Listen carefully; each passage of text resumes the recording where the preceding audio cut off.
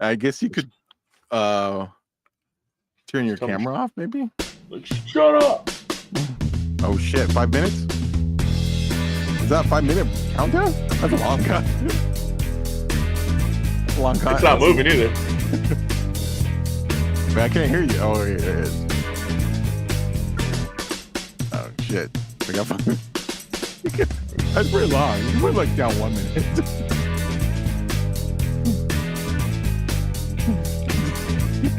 Now I can turn on my live button. Oh yeah, I'll really quickly just say like intro. I want to talk about Madsen probably first off the top. Then we go to the second fiddle. They can hear you guys. Oh, okay. Never mind. We're just talking to each other. Yeah. And then we go into the best movies, our top 5 best movies of the last 25 years, and then we go to Jaws trivia.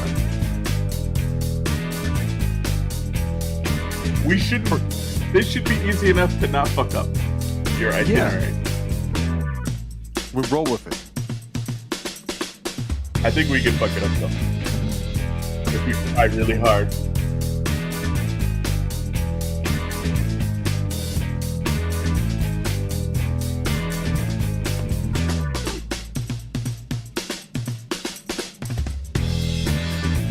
This was like the best of not trademarked music or what? This is throwback to like 70s dating show theme song. All of a sudden, everybody's gonna try to download this.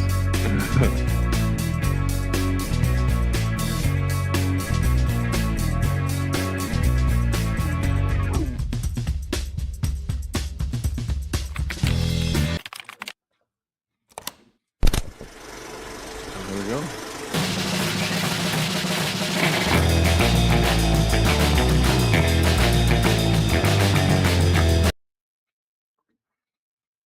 That wasn't good. All right, Yeah, just go for it. All right, everybody, and welcome back to Terrortinos. This is a show about having fun, about talking about our favorite pop culture, from cult movies to forgotten movies to horror flicks, classic television, classic films, the films that we grew up on, and we won't shut up talking about it. We just love talking about this stuff. And this is hosted by 2 lifelong friends who like to come together, relive some of the good, some of the weird, and some of the wonderfully nostalgic. My name is Mike, and the guy over there is Angel, and we're gonna try to get you to understand why you missed some films and why you shouldn't have. That's my personal goal, because sometimes we ride these rails and we ride them to the very edges, and sometimes there's stuff that should have been on your radar and wasn't, and sometimes there's reasons why they weren't, and we're gonna let you know everything in between. Yeah, and I think we're a couple fanatics who are raised on 80s and 90s movies and pop culture. And so if you're among that type of group, welcome, come in, take a seat, enjoy. We're going to have a good time talking about the movies that shaped us, that warped us, and who made us what we are today. And we're the hosts of this shindig. This is our very first live streaming show. So thanks for being here as we kick things off.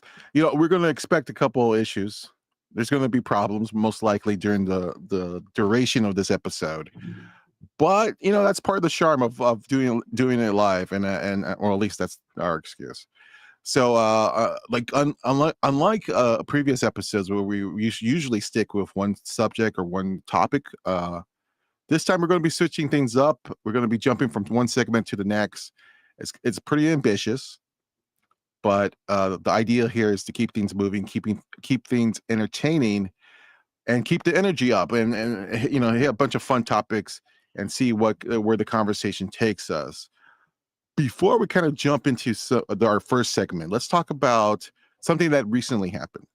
Actor Michael Madsen, who sadly passed away earlier this month, he was one of this guy's a true character actor. He had this grit, this swagger, whether he is like slicing ears in Reservoir Dogs or delivering some really cool dialogue in Kill Bill. This guy was a kind of a pivotal actor for a certain generation, for our generation, a staple of '90s movies. His legacy will live on, of course. And he's just like, he was kind of our tough guy character actor that we lived with. And just kind of really heartbroken to hear that he passed away. Angel, tell me a little bit about your experience with Madsen.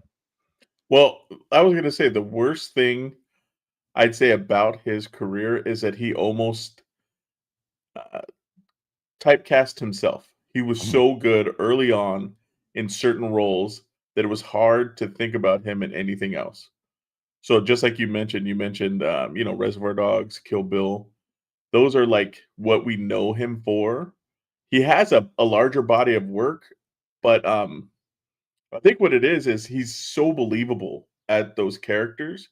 Like if you saw him down the street, I'm not sure what he was like personally, Mhm. but you'd be a little more intimidated to say hi to him than to like Tom Hanks. You know what I mean? Because if he's Yeah. having a bad day, you don't want him to deliver one of those lines to you, and then I don't even know physically how big he is, but just his aura is probably bigger. So even if he's not, and I'm sure he's at least 5'10" or so, but I'm saying even if he's not menacing size wise like Gandolfini was, because Gandolfini was freaking huge, just knowing how he is as an actor, you'd be a little nervous. You know what I mean? But I love everything he did, and like I was telling you, it's not a knock on him, but I always get him and Sizemore confused Uh-huh. Yeah. because of their roles. But I mean, I think what's the worst part is he's like a lot of the very good actors from early '90s. He didn't fall into obscurity. He kind of his roles changed. He started getting in smaller or straight to DVD type of situational films, and Mhm. then the only time he was thrust back into the spotlight was probably not like the best spotlight, like the whole what Heidi Fleiss Black Book thing, right? That was his. Well, that's Sizemore. That was Sizemore. That See? was Sizemore. Oh, You're okay. I confusing him see. with Sizemore. Yeah, one did drugs and one did chicks, right? That was the thing. Yeah. Yeah. No, but I mean, I'm sure Madsen had some, tough times as well. I mean, Oh yeah. like a But lot of no, guys, like that's a lot of guys from the '90s, kind of certainly the character actors have ups and downs. And Madsen was like kind of doing a ton of work lately, but it's a lot of it was like kind of B movie films, just low budget films, very similar to what other actors of his generation was doing. These guys, I guess they understood working in an environment where it's about just making movies and not necessarily about making the quality stuff. But with Manson and his connection with Quentin Tarantino, there was something there. There was a connection that legacy. There was a legacy where he is will always be connected to those films. Uh, um, and there's always was those rumors about bringing the Vega brothers, his character from Reservoir Dogs and John Travolta's character from Pulp Fiction. They were in this Quentin Tarantino universe. They were the brothers, and there was this always rumor that then Tarantino was going to make a sequel or a connected movie where the two brothers will be in one movie. That never happened. It was always a rumored, but things happen. Whatever. But it would have been awesome. But the it would have funny been thing was awesome. he killed them in both movies, so it'd have to be the prequel. Yeah, I think And that's what. then yeah, no matter how good it was, at the end of it, you'd be like, man, it sucks that they die. You know what I mean? That's which is the way Tarantino wrote Pulp, Yeah. so that he can kill off the characters, but he brings it back to life. But I was gonna say the one film that wasn't like a very similar character was Species. Remember him from Species? Oh yes, I do. Yeah, see, that would be his like off role. That would be his most different role to me that I Mhm. can remember. But I What? guess what it is was Tarantino lit him up. Tarantino Yeah. showed his chops, so and And everybody also, remembers the scene in Reservoir where he's dancing and Yeah, bark it's all day, iconic. little dog. Yeah, It's iconic. Free Willy, he was the father in Free Willy, that's so that right. was a so, That's so right. yeah. That's what happened before Tarantino got him, man. There was, there is what's cool about rewatching some of old movies is when you kind of spot a performance from a young actor before they made it big. And I loved War Games, the Matthew Broderick hacker movie. And one of the early scenes in that film, the pivotal, the ones that the catalyst of the scene that kind of starts off the whole movie, you catch a young Michael Madsen, and he's playing a missile silo crewman who's it's a test subject, but they're supposed to like set the bomb, a nuclear bomb, and he's arguing with his partner there because he's refusing to turn the key. And basically, he pulls the gun and goes, "Turn that key," or wherever the line is. But even when he was that young, and obviously this is way before, years before he would, connect with Tarantino. You see it there, and you see somebody there. You see a chemistry. You see a presence on screen. So yeah, Michael Madsen's always been someone who I admired as as a really cool character actor.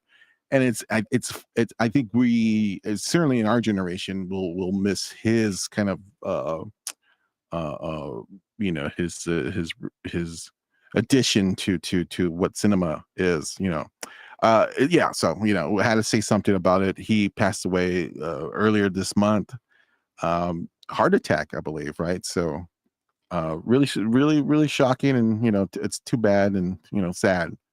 But rest in peace. And Yeah, was we he still we Sonny still Sonny have Black we or Brosco? and which one? Donnie Brosco. He was Sonny Black. That's right. Yes, really good Yeah, character performance. but it's the same. Yeah, but that's what I mean. He's like just a total badass. But I'm saying, yeah, it's like I was looking through his filmography right now. I'm trying to catch something that was a little different, and then like it's kind of like Travolta with Look Who's Talking. There was the tipping stone, you know what I mean? And then after that, they became more known for, the tough guy role and the He got mobster. typecast. Yeah, he got Yeah. typecast as the mobster, or the villain, or the heavy, as they say it. Yeah, but he did it so well, man. Yeah. That's why he's so good. Well, like we're saying, rest in peace. And I guess we should also mention Julian McMahon, who also passed away. There was a couple other big deaths, but Julian McMahon was another one who was, the first he played Doctor Doom in the Fantastic Four movies. And he was in Man. Nip Tuck. Nip Tuck. I didn't know he passed, dude. I saw Yeah. his picture, but I didn't know that's what it was about. Yeah, Holy he shit, had cancer, I he's believe. awesome. Oh man. Apparently, I love that guy. one of his last performances was in a movie called The Surfer with Nicolas Cage. It got really good reviews. I haven't seen it Dude, yet. I just watched that. That's what's so weird. I was gonna say I Oh, just saw him. so you liked it? You liked the movie? It's not for everybody, and when you get to the end, you're either gonna be like, "Son of a," or you're gonna be like, "Oh, that's awesome." You know what I mean? It's you're with it till right about 3/4, and then at the 3/4 mark, you're like, "Something's different," and then it's Mhm. gonna end with you hating it or end with you loving it. I loved it. My wife hated it. She was like, "That's the stupidest movie." Put it this way, she said, "That's the stupidest movie I've ever seen Nicolas Cage in," which is saying a Oh. lot. That's a big statement. That's bold statement. Bold statement. Yeah. But I thought it was cool, man, because it's like it's one of those movies you're putting things together the whole time. I think the big, I guess what you would call it, like the big reveal or whatever. Twist I or think it something. was Yeah. I think it was a little stretchy, but it Mhm. worked. It was fine. I haven't Maybe seen it yet. that's why I was so surprised. I heard good But things about it. I'm gonna probably most likely watch it this weekend or something. Yeah. you'll like the way it's filmed because uh, even when you look at the cover, it's like an old school 70s throwback. mhm. And the whole movie feels like that. And it's a one scene, one place, type of flick. So yeah, that's why I liked it. That's my thing. I don't move me around the world to try to get me like to see pretty lights. I don't need that. Just make it good, and I'm in, man. It's just two people in a room. I'm fine. Well, let's move into our first segment of the podcast. It's a thing called the second fiddle. This is where we're going to be like showing our love for unsung heroes, scene stealers, character actors. You know, speaking of Michael Madsen, you know, character actors. Let's give them some spotlight, and let's basically the idea of this segment is like just picking a couple of top performers who maybe are mostly relegated to supporting roles but never and have been flying under the radar, and let's celebrate these actors. Now I don't know your list. We decided to pick just two each. Let's start with you, Angel. Give me Wait. Can I do an a shameless? actor. Let me do a shameless plug. Yeah.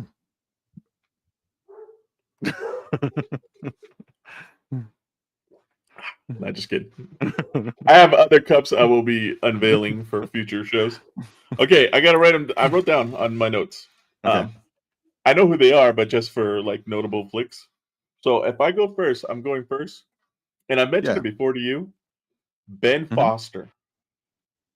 Ben Foster's Oh my guy. yes, great pick.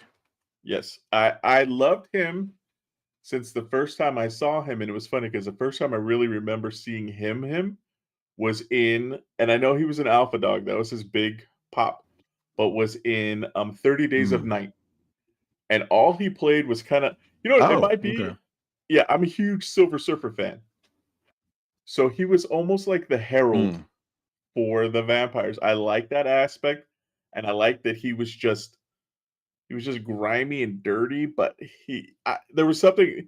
It's weird because you could even have a small part, but for some reason you can you can make a big role out of very little screen time, and if you have it can you can still pull that presence. You know what I mean? Hold on, I'm getting a Yeah, delivery. You didn't tell me you're like on video. Put it here. Just put her down. Okay, go. This is live. That was my uh, assistant. I But you know think what I mean? Sorry. yeah, I think the first time I really noticed his acting chops was in 310 to Yuma, Oh yeah. where he was, and there was actually a couple up before that. Maybe the Punisher movie, the first Punisher movie with Tom. You know, you wouldn't even know that's him though. You know what I mean? I know. It's such a small role, and he's got like red hair, and he's a nerd. And he's got he's got all the piercings, And then the and that Punisher was movie. one of the things. Yeah, Yeah. yeah, he's got all the piercings and stuff. And I think what John Panay was the other like nerd guy that lived in Rebecca Yeah. Romijn's. Yeah. Yeah, Yeah. That's sorry, I right. watched that show. The I watch Thomas that show all the James. time, dude. Yeah. I do. I watch that movie constantly. But But yeah, yeah, I I think didn't say that because yeah. no, but I think with 310 to Yuma was the first time I really go, oh, this guy is actually a really, really deep actor and deserves a lot more credit than is getting. Um, and you know, he recently, or not recently, but like maybe in the last 10 years, like Hell or High Water, great Oh yeah, performance so for good. him, you know. Yeah. Real So good. yeah, he definitely is. That's a great pick because he's definitely deserves more because he has the quality to lead a project. He has definitely the quality and the chops to lead like big movies. But you know, he's kind of, I don't know, he's getting like these smaller independent films, and maybe that's his, you know, that's his corner, and he's fine with that. But yeah, he's definitely a great pick. That's a great pick. I Yeah, like that. yeah. I looked him up, and his parents are I think literally one was like maybe a I don't want to put I don't know if it's 100% right, but like almost like a hippie. Like Mm, they didn't push like hey be famous, a lot of money, this that. So it's kind of like his priorities might be different. So he doesn't he maybe he's picking mm, performance over yeah. pay and screen time. But like you said, and I knew it in 310 that some of the scenes he was in, very small roles, but he stole the attention. He stole everything when he was there. It's just in the little like oh, it's like because Kevin Durant, who I also say is one of my favorite secondary actors, he's in that flick too, and Mhm. he's it's just a very I don't know, dude. It's when he's in there, it's like I'm just drawn to him. I'm just It's just his performances. I don't know what it is. And like we're talking about 310. It's so funny because those are the ones I wrote down. 310, Alpha Dog, Hell or High Wire. Yeah. Those were my references to showing his chops. Like if anybody said, "Who's this guy?" Those 3 flicks, they're going to give you a very good idea of this guy's like his prowess. And but like you said, he's like right now he's like dancing on the rim, and he's just about to jump in. You know what I mean? And dude, he was Angel, Yeah, right? for He played X-Men. Yeah. X-Men, yeah. Yeah. Very small role, but I mean, and it's weird because he still looks so young. And X-Men's an older flick, so these guys like they're timeless, or I don't know. Hollywood makes you stay young forever. I get it. Yeah, probably. Yeah, especially these guys, these younger guys, or in their 40s now. But yeah, they kind of have that distinguished, youthful way about them. Yeah. Should I go with my pick? My Yeah, first go pick. you. Here's with this one, I this really just popped in my head this week, and here's an actor who actually had his shot. I mean, he's a little bit older actor now. He had a string of leading roles, but for whatever reason, I don't know, people maybe have forgotten about him, or uh, um, but I always loved this guy, and I always thought that this guy deserves to be like a major movie star, but he never got it. He's like kind of a medium, you know. He's not a B actor, but he is definitely someone who I think deserves more props. Eric Bana. I think Oh, Eric Bana deserves more love. And look, there's an argument that he's maybe a little bit over the hill now because he's much older now. But during the early 2010s, he was hitting Troy, Hulk. Munich is like a great fucking showcase of his talent. He's just so good in Munich. go back But to Chopper, baby. Chopper. Chopper. I was gonna Oh, sorry. but I was gonna bring up Chopper because Chopper was the one movie that really introduced him to us, at least internationally. And I would compare that performance in Chopper to Bronson's what's his Yeah, name? Hardy. Tom Hardy's performance Yeah, in Bronson. yeah. It's like a Very, mirror almost. yeah, very much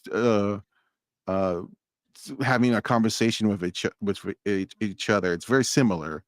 Yet, Hardy's a big star right now. He's in this, the Venom franchise, and for some reason, Banner's not that guy. Yes, he was the original Hulk, but I That's don't my know. favorite Hulk. My favorite Hulk, dude. Mm. I love the Avengers, but physically looking, my favorite Hulk by far. He's probably my favorite Banner too, because Banner, they made him funny in Avengers, but Hulk doesn't fuck around, dude. He's not a jokester, man.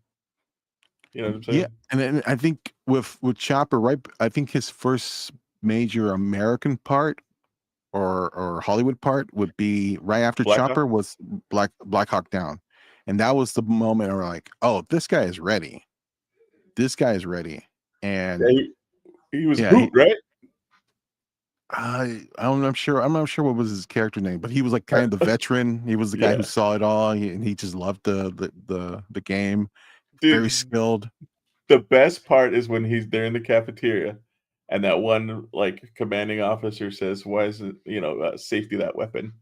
And he's like, "This is my safety right here." It's so good, man.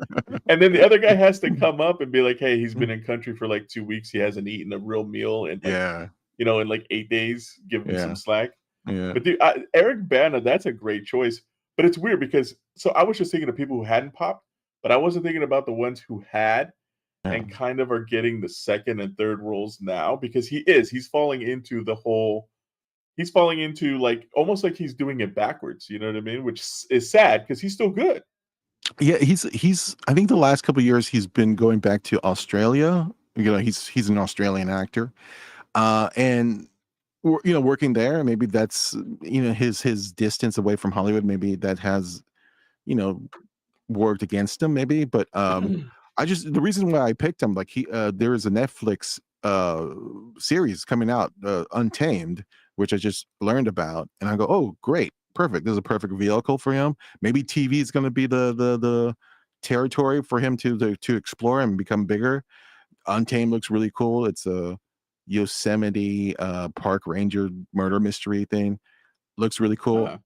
He's like when he's like the main guy tracking down somebody, he's always great. Like that's must see TV for me. So I really seeing that trailer this past week made me realize like how much not only how much I loved Eric Bana, but how much I really kind of miss him as like kind of as a character. And plus, he has comedy shops. He started in a sketch comedy, and he was in that Adam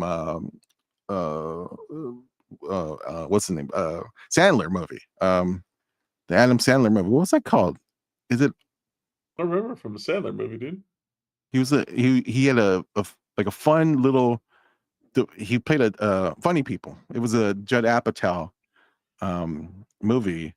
Oh, okay, yeah. You know what? I never really. I've seen bits and pieces.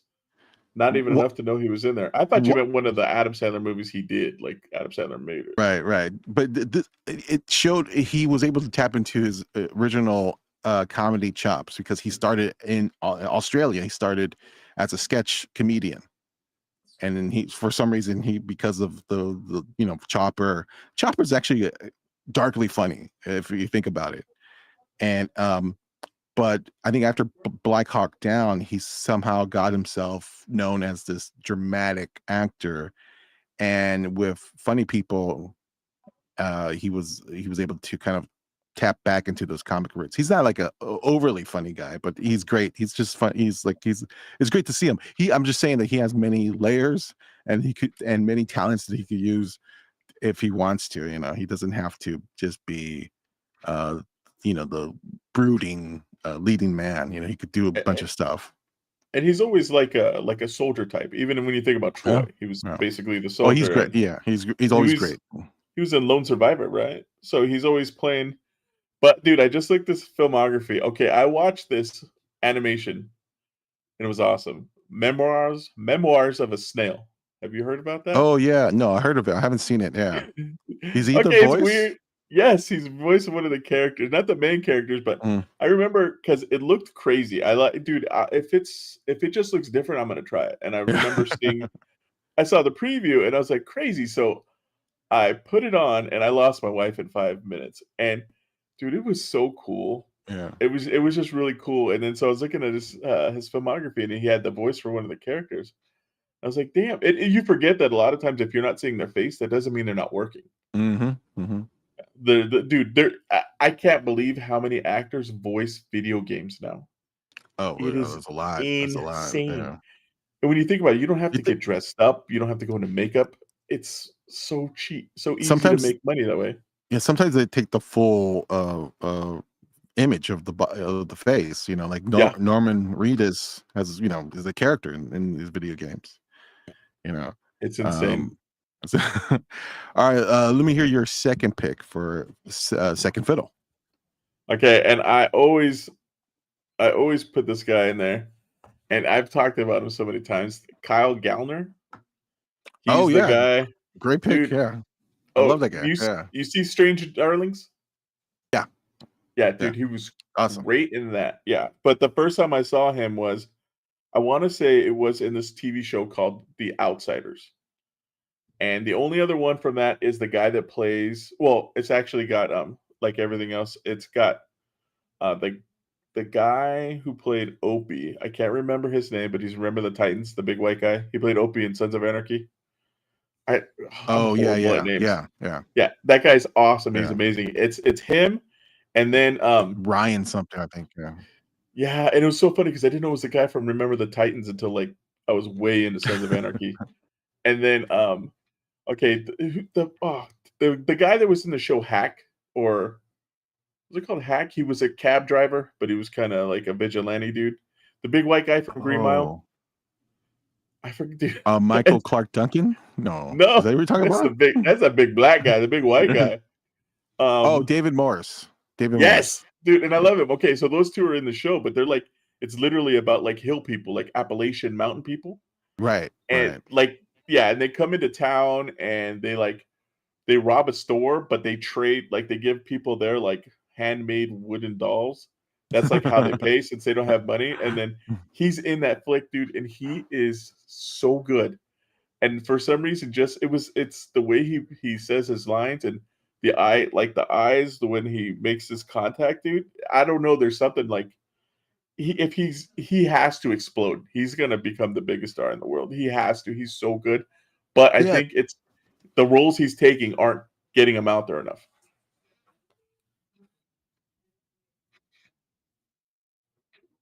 Poor guy. Horror and And independent. yeah, but like he's the Smile franchise. He's kind of Yeah. known for.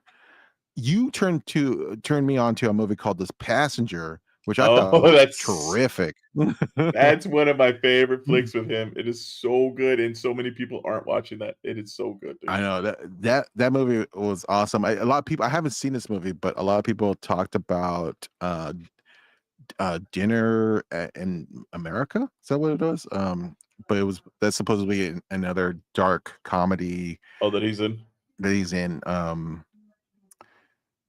Yeah, but yeah, Smile. The Smile franchise. He's and then also he was in the first Scream reboot or whatever relaunch. Yeah. But yeah, Which a lot of people. Yeah, well, because those Smile movies, he's going to make more money than the independent movies that we're talking about.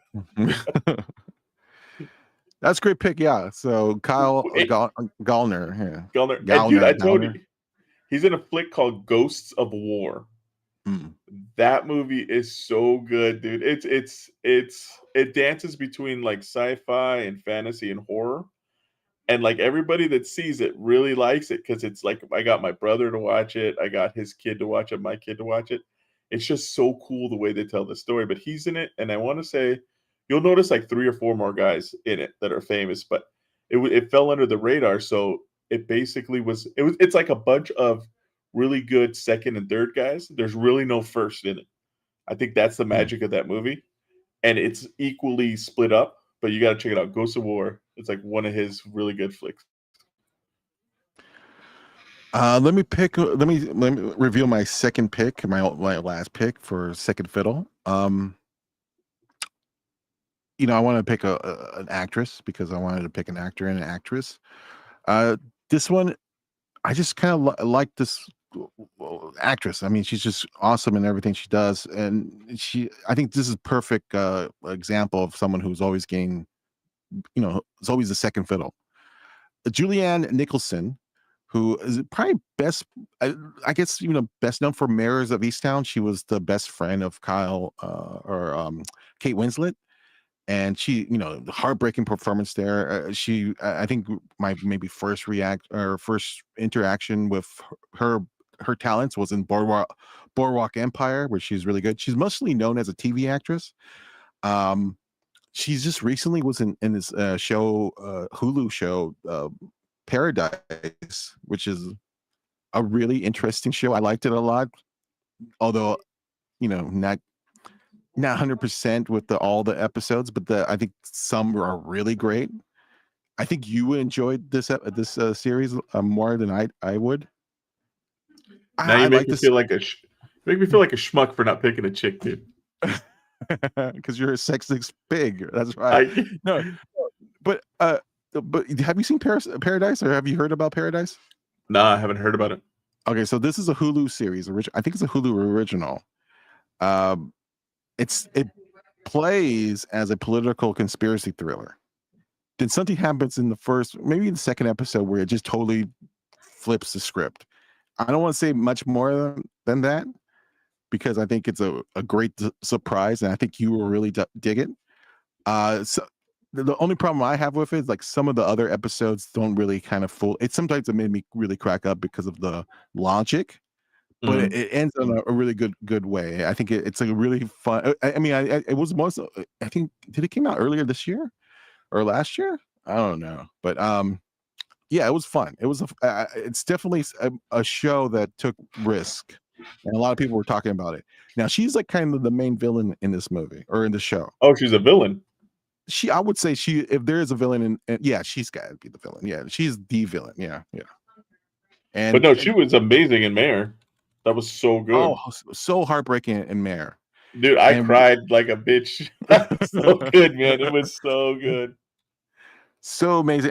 Yeah, I think, and then really, and you playing she's acting opposite Kate Winslet, who's also in the top of her game in that show, and she's kind of blowing her away in some of those scenes. And I think, I thought she was really, really good, really good. And I think, like I was saying, because she is mostly known as the co-star. She was. I remember she played Weird Al Yankovic's mother in that biopic spoof, and so she's able to make fun of herself and play wacky parts, not always being the dramatic actress. So uh, yeah, so I think she's look, like I was saying, but both of these picks, Eric Bana and her, maybe they're not younger actors. They're definitely up there and getting up there in age, and maybe they're now hitting that uh stage where they're kind of more gonna get more invited to play character parts and stuff. But I think they both of these actors deserve big projects, and I think even a bigger spotlight. I gotta uh say, I think with her, mhm. I want to say they tone her down because I've seen her before dressed up for things, and she is stunning. Mhm. She is incredibly Yeah, good looking, but for most of her roles, they want to make her not homely, but very average and very like yeah. almost you'd miss her walking down the street. She doesn't pop, but she pops when she dresses. But you were missing one of her best performances, dude. Mhm. Dream Scenario. Yeah, She she was was the so wife. good. Yes. She was That movie Nicolas was Cage's wife. Yeah. that movie was great. Okay, it's so funny because my wife liked Nicolas Cage when all his movies were shit. And now where his movies are getting good, she doesn't like him. So she wouldn't sit through this one either. But she's got like her wires crossed. Like you know what it was? She fell in love with Valley Girl. Well, And Valley was that's really good. yeah, and for her, like a girl at that time, that was like, Mm, oh my god. mm. But I mean, she Heartthrob, yeah. likes yeah, she likes the fucking the deer in the headlight special bus look on his face, and I love this new look with him with doing all these crazy like independent like these are good roles, you know what I mean? These are solid flicks. But I mean, she was so good. Yeah, she was amazing in that. She's been in like a lot of things, and I don't know if it's that she falls under the wire, but like I don't want to say she's forgettable. It's just Mm, she does a great job, but then it's almost like because they kind of downplay her in as a second fiddle, like you said, mhm. it seems like she's in nothing, and then you look up her credits, and she's in a lot of stuff you've seen. So Yeah, that's what's yeah, weird, man. yeah.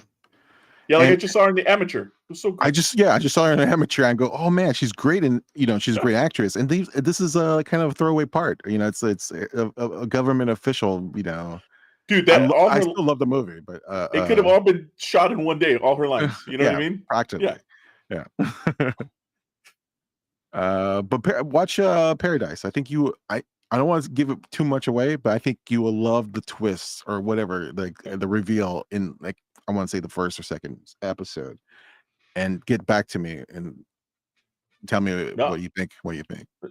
Yeah, for sure. No, I'll check it. There was somebody said Paradise, and I was thinking Parasite, and I'm like, she wasn't a Parasite.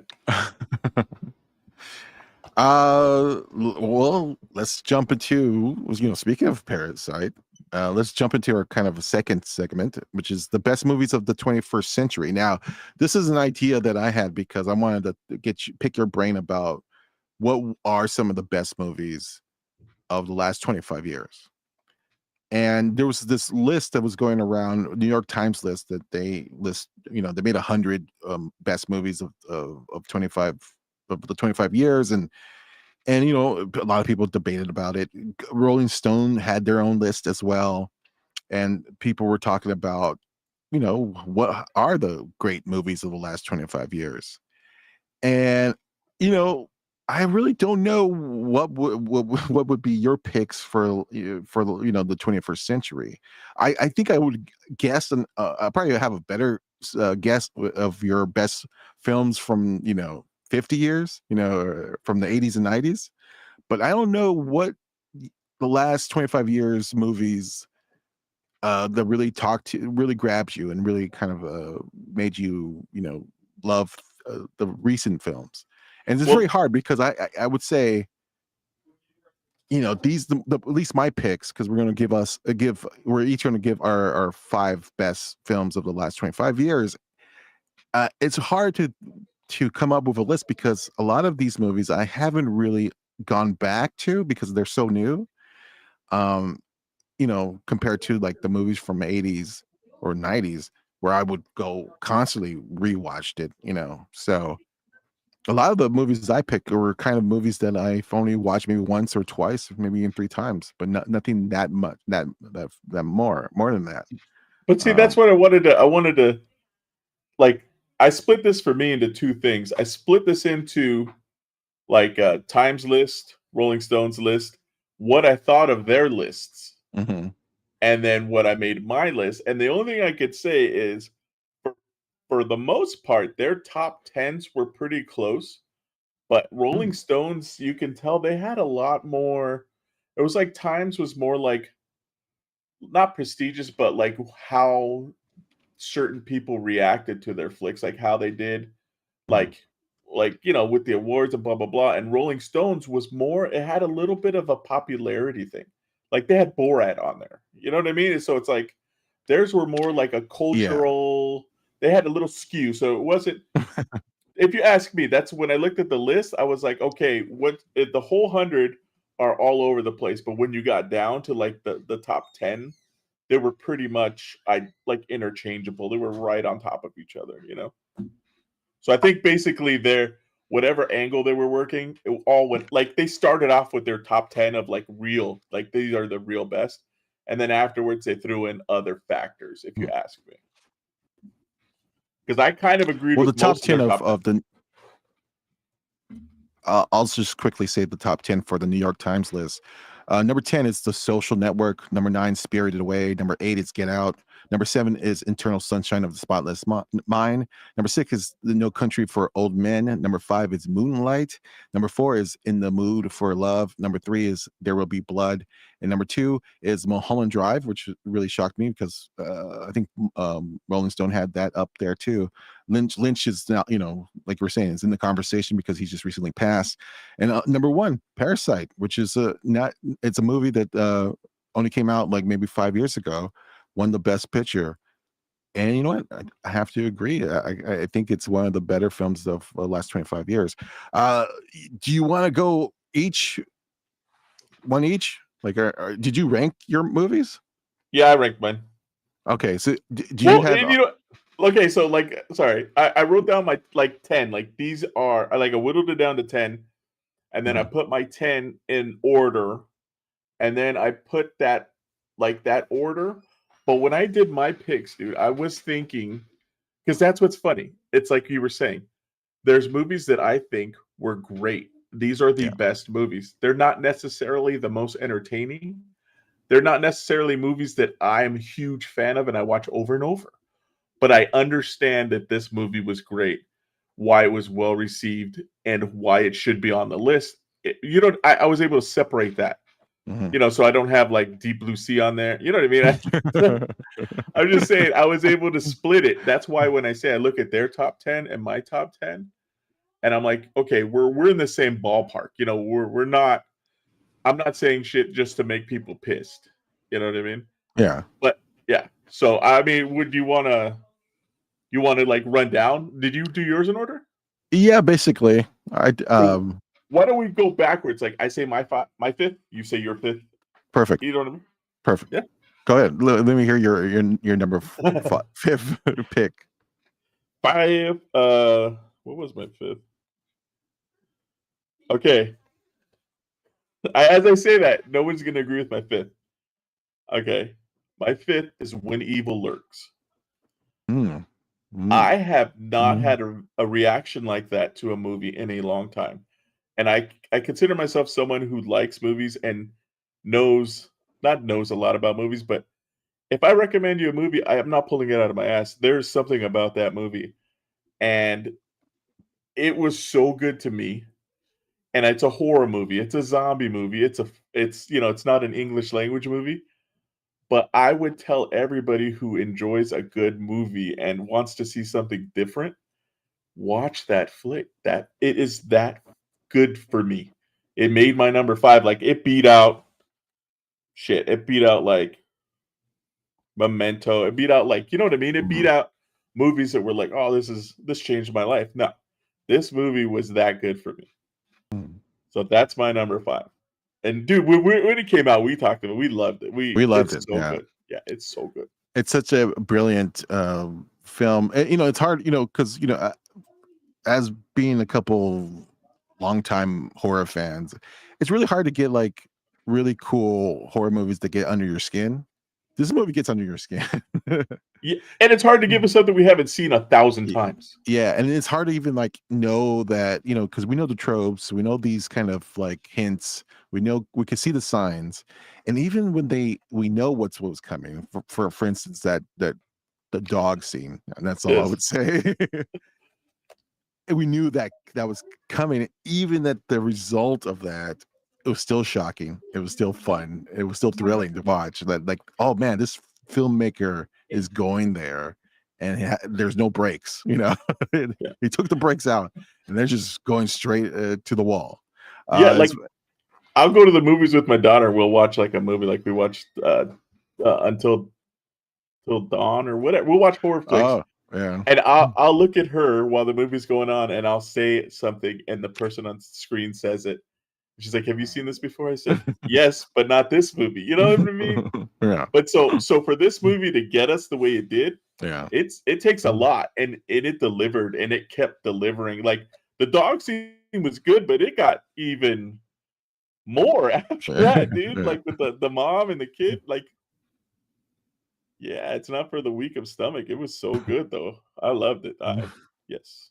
So that was my number 5. That was your number 5. Okay, for my number 5 pick, as someone who is a massive Martin Scorsese fan, and you know, Goodfellas is, I would say, would rank up as one of my favorites, probably my favorite movie of all time. So I had to pick a Scorsese film, and I was looking through his filmography, and it's a pretty hard choice because I even though there's really no movie that I don't love of his, but I would say his masterpiece really did come after or before 2000s. Yeah, that's why I didn't have any on my list. But like I had a lot in my head, and when I looked them up, I'm like, oh shit, that was 97. That was 98. This is 96. And I respect Departed. You know, it's a movie that I respect, and I know a lot of people, younger audiences, just know him from Departed. But at that movie, and it's the movie that earned him his first Oscar ever. It's a solid movie, but to me that felt more like a studio job. You know, it's something that wasn't really meant for him. It's Boston too. And Scorsese is much more known for New York. So I was looking, and I go, okay, now I got my pick. It's The Wolf of Wall Street. It's just great. You know, it's Scorsese fully unleashed. He's going back to his roots a little bit with that movie. It's chaotic, it's fast paced, it's visually exciting. I remember when I was finished watching that movie for the first time, I remember saying to myself, this is Scorsese showing us how to do it, how it could be done. And I remember, because I think he was in his 70s when he did this movie. I go, how can like a 70-year-old filmmaker make movies more radical, more exciting than like the younger generation who, you know, and that's just him. You know, he's just, I believe he's like kind of the best American filmmaker of not just his generation, but maybe probably of all time. I don't think there's a better American filmmaker. And the Wolf of Wall Street is probably his masterpiece of the last 25 years. It's extremely fun. It's, you know, I think it in a lot of ways is having a conversation with Goodfellas, because it's almost a spiritual companion piece. It's Goodfellas, but in the financial world. It's gangsters, but they're just happen to be Wall Street guys. And they're low rent. They're working their way up the ranks. They're kind of misfits. You know, they're kind of like Goodfellas.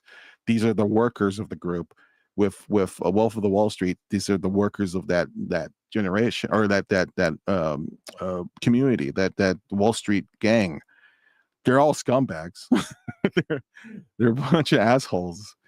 And I think if you compare Henry Hill to you know, Leonardo DiCaprio's character Jordan Belfort, I think I would say Leo's the bigger asshole, or the bigger villain, because he's much more of a ringleader, where Henry Hill is like I would say in Goodfellas he's more of a passive observer. He's not really, he's a witness to all of it, where I think in Wolf of Wall Street, Leo's character is just much more of an active guy. He's the guy who runs the show, and I think people get the wrong opinion from this movie. I think they just kind of like Oliver Stone's Wall Street.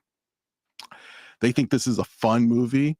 This really shows you like these guys are ruining the world. These are guys who totally take advantage of people, and they don't give a shit about your, taking care of your money. They're just using your money, the working class money, for their own financial gain. And yet it's also shot like, a kid who just came out of film school, and I think it's one of Scorsese's best, at least in the last 25 years. Now, did you hate that movie? I've never seen it, man. Okay, remember how but you're a Scorsese fan, though. I know, but remember how long it took me to watch A Few Good Men? I don't like courtroom dramas. I don't like spy Have you movies. seen I Departed? never watch it. Yeah, I did watch Departed because it's Okay. Nicholson, baby. What am I gonna Yeah. do? It's Nicholson. But like on Departed, I thought it was like they were trying too hard. Yeah, They me were too. trying. Yeah. Yeah, they were trying to move the scenario, but they wanted to keep the same tropes and the same type of people and move them. I don't know. Dude, and you got to remember, I had that. For a while, I did not like DiCaprio. Yeah, I know. I'm a horrible person, man. After The Island, I couldn't stand him anymore, dude. I don't know. He did have that baby. You were saying like in your eye, he's always that baby face actor, and you can't really take him serious in like these adult parts. Yeah, but you know what? He's growing. He's actually doing a lot better. But Wall Mhm. Street still, or that movie, because of I guess I don't like salespeople. I don't like any of that shit. Yeah, I know. Like Yeah. like Glenn Ross, dude. Yeah. That movie is superb. You can show that movie to show people how actors are supposed to be. Like follow everything they did, and you'll become super famous. I don't like salespeople, so I love the movie. I've watched it once, and I don't need to watch it again. They were too good at being those people, and so he wasn't enough. Even though I've started liking him again, he wasn't enough to get me into it. Now since then, I've grown an affinity for Margot Robbie, so I might want to try it, but Yeah, I don't It's her know, breakout. man. Yeah, when I have a bunch of spare time, I'll throw it on. And I know I'm off on this one. Like, I never watched Seinfeld. I never watched Friends. And I know that's a me thing. Like, the rest of the world did. And the rest of the world did. I just never did. I think you I'm would sure like it's this great. movie. Yeah, I think you would like it a lot. Yeah. Sorry, man. No, that's fine. That's fine. We didn't tell each other. I would have watched it just so we could have back and forth on it. My bad. My bad. All right, give us your fourth pick. Okay, dude. Okay, this one's I don't know. It might come out of left field for you. It's on their list, but it's really high in mine. City of God. That was on I my watched- honorable. Yeah, I that didn't mentioned- make my cut. That didn't make the cut, but I Dude, love that movie. Yeah. I don't know I think you had told me about it, but I never watched it. And then somebody at my work, like early 2000s, like 8 or 9, told me to watch. I didn't know they made movies like this, dude. Like this kind of subject. Yeah. This kind of subject with this kind. It's very gritty, very raw. Mhm. I mean, that's what I'm saying. So even though I've only seen it like 2 or 3 times, it's a hard watch, but it's great. That's what I'm saying. I know it's great, and it's disturbing, a lot of the pieces and parts of the flick, but it's too good to not watch once. So even though it might turn a lot of people off, or you might say it's just a bunch of bullshit. You know what I mean? You know what I mean, to get people to think like, oh, these guys went over the top. I mean, no, this is like real. This is almost too real. It's a great movie though, man. With Little Z. Oh man, that thing is crazy. Yeah, I love City of God. I was thinking about putting it on the list of the top 5. It's definitely my top 10. Yeah. It's a movie that reminds me like, oh, world cinema is actually really, really good. Like if you could like broaden your scope beyond America or Hollywood, you could like really find great films that doing a much better job. I mean, it's very much a Scorsese-esque, crime gangster movie, but it's told in a very specific Brazilian way. But don't you get a feeling like this opened the doors for like Hotel Rwanda, stuff like that, like stuff that might be people like it's one of those things where people don't want to be reminded that this exists. So let's not put it in movies. That's not, you know what I mean? But like this throws it in your face and it gives you over like I think it's over 2 hours of just the rest of the world. Some of it's real shit, you know what I mean? And some people's lives, like it made me appreciate my life a lot better. Like it's like Slumdog Millionaire, but back in 2002, man. Yeah, and also it's a period movie. It has that kind of 70s flavor. Yeah, I haven't gone back to watch it in a very long time. Maybe that's why I didn't put it on my list, my top 5. But I remember adoring it and loving it and was really. I mean, there's that one scene with the kid with the gun and and he's crying and it's like, oh my god, did they really just take this kid from the streets? And I mean, it's at one point it feels like a documentary. Yeah. So it's based true story, right? yeah, it's based on true story. Yeah. And it's really based on like gangs from Brazil and stuff like that, and they're all cramped, in the hood and stuff. Yeah, the only place worse is Peru, I heard. You got those mountain people. I think don't you guys get together and like the women slap fight in the middle of the street? I've seen that, man. I've seen videos of the slap fight. Yeah. But Vice. It's the women, man. It's crazy. It was like Vice reports. Yeah, it's very well. That's very similar to God, City of God. That's what's so interesting about. I mean, a movie that didn't make my list was A Prophet, which is a similar gangster movie, but that takes place. I think it was Algerian or French, or I forget what part of the country it is from. But again, another kind of great gangster movies. And when you think of gangster movies, you think of American cinema, but there are some really terrific gangster movies, mafia movies from different parts of the world. But this reminds me though of because of how youthful everybody is. Weren't you the one that ruined my life by making me watch the that tiger movie, like the tiger Even Tigers Cry or something like that with the little kids, remember?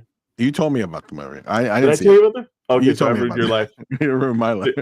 I would have ruined your life, Tigers man. That don't cry. Yeah, tigers don't cry. Holy shit, dude. Watch that, man. That'll make you almost feel like City of God's like a coming of age story. Like, I don't know, man.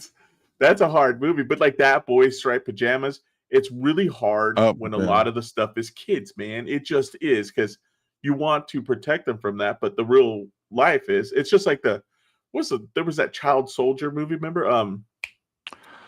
The Netflix one. The something of our dang it. And it was such a good flick too. Not the Soldiers of dang it, dude. We're horrible for not knowing that. The Beasts of No Nation? Beasts of No Nation. Beasts of No Nation? Did you watch that? That was so good, but it was a hard watch also. Yeah, that was awesome. Yeah, great flick, man. But why are we so fucked up? Why are these movies like we're saying awesome and great? I think because they're telling a story incredibly well, and the subject is hard, but it's dude, and these kids, man, they're hitting home runs, dude. These little guys in these flicks and they're usually this is their first flick, and they're so good, man. But yeah, that one, I remember watching that one at night when it was done. It was like first time I watched Deer Hunter, dude. It was like I don't really know if there's nothing else I can do today. I should just go to sleep, Yeah. But, yeah, well, that was my City 4. of God. That's a great pick. I love like I was saying, it was, if I probably watched it in the last couple of years, I probably would have maybe put it on my list, because I remember it loving it so much. I haven't seen it in a long time. But see, you bring Uh, up a good point. There's a lot of movies that I just haven't seen in a while that would have Yeah. probably made this list. Yeah. Like if you could just rewind your head, like if I could print out a printout of everything I've ever seen and go through it, maybe some other ones would have hit it. Yeah, this one I got this one because I remembered it looking at their list. Yeah. So Yeah, me so too. I that, got a lot of my picks was like just looking through the list and saying, "Oh yeah, I remember this. I love this movie."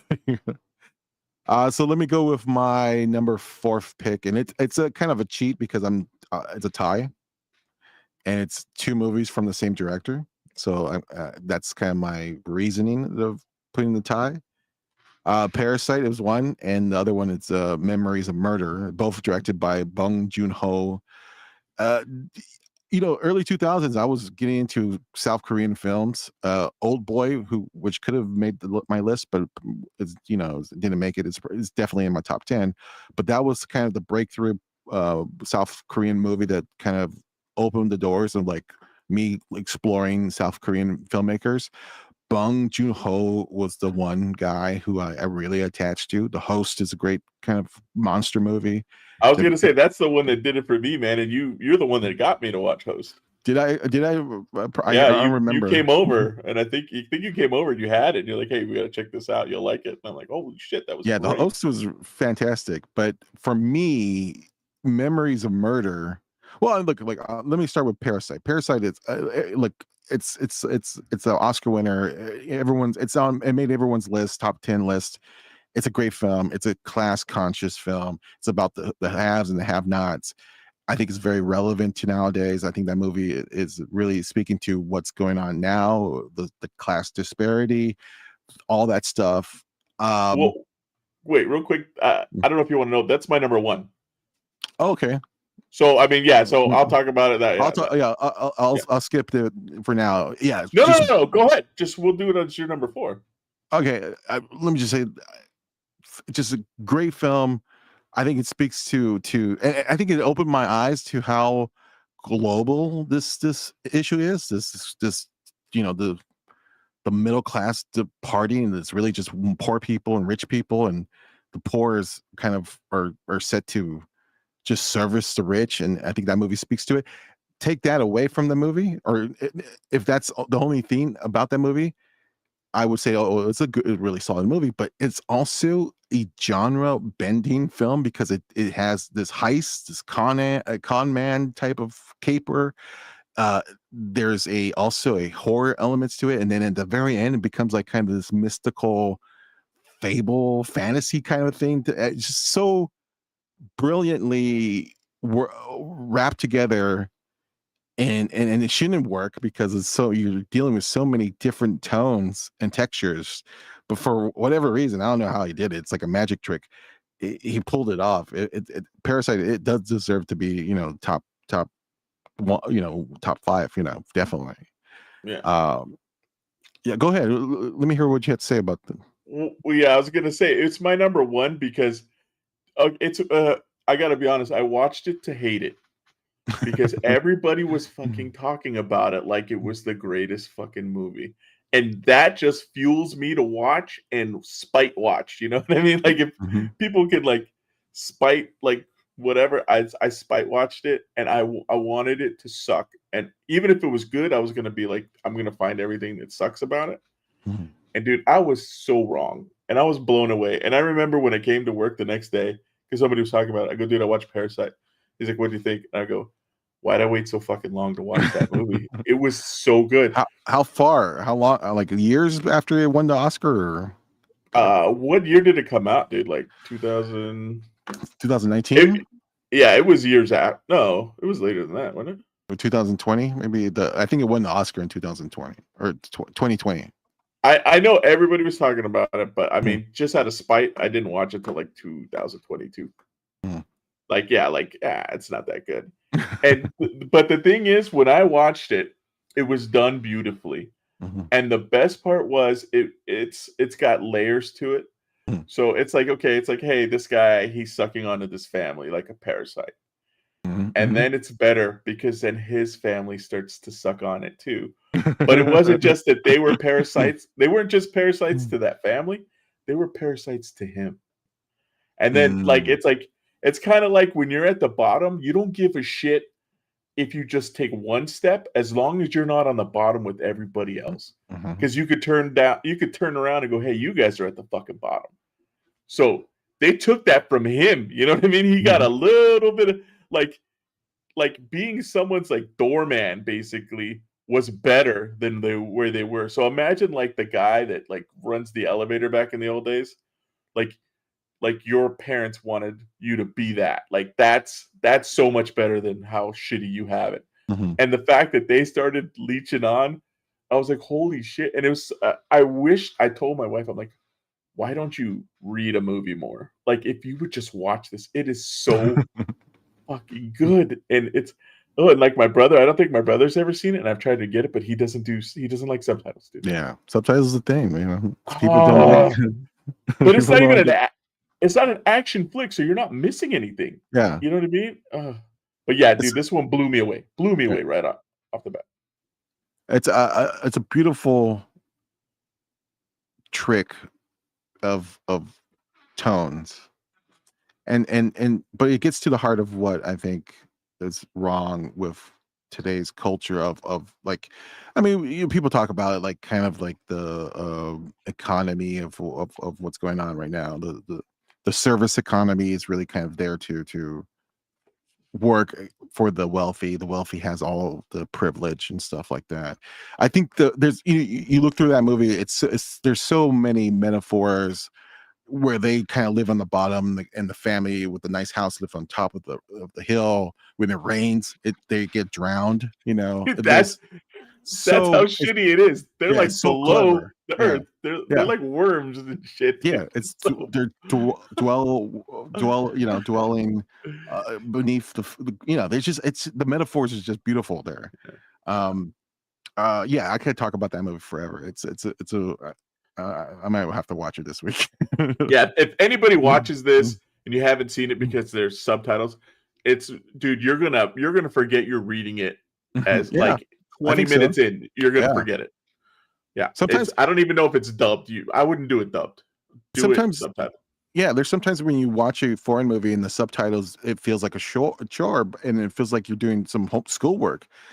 I never got that feeling with this movie at all. It just felt like I was kind of reading it, and it just kind of flowed with the movie itself. It's a brilliant film. Yeah. Now, great pick.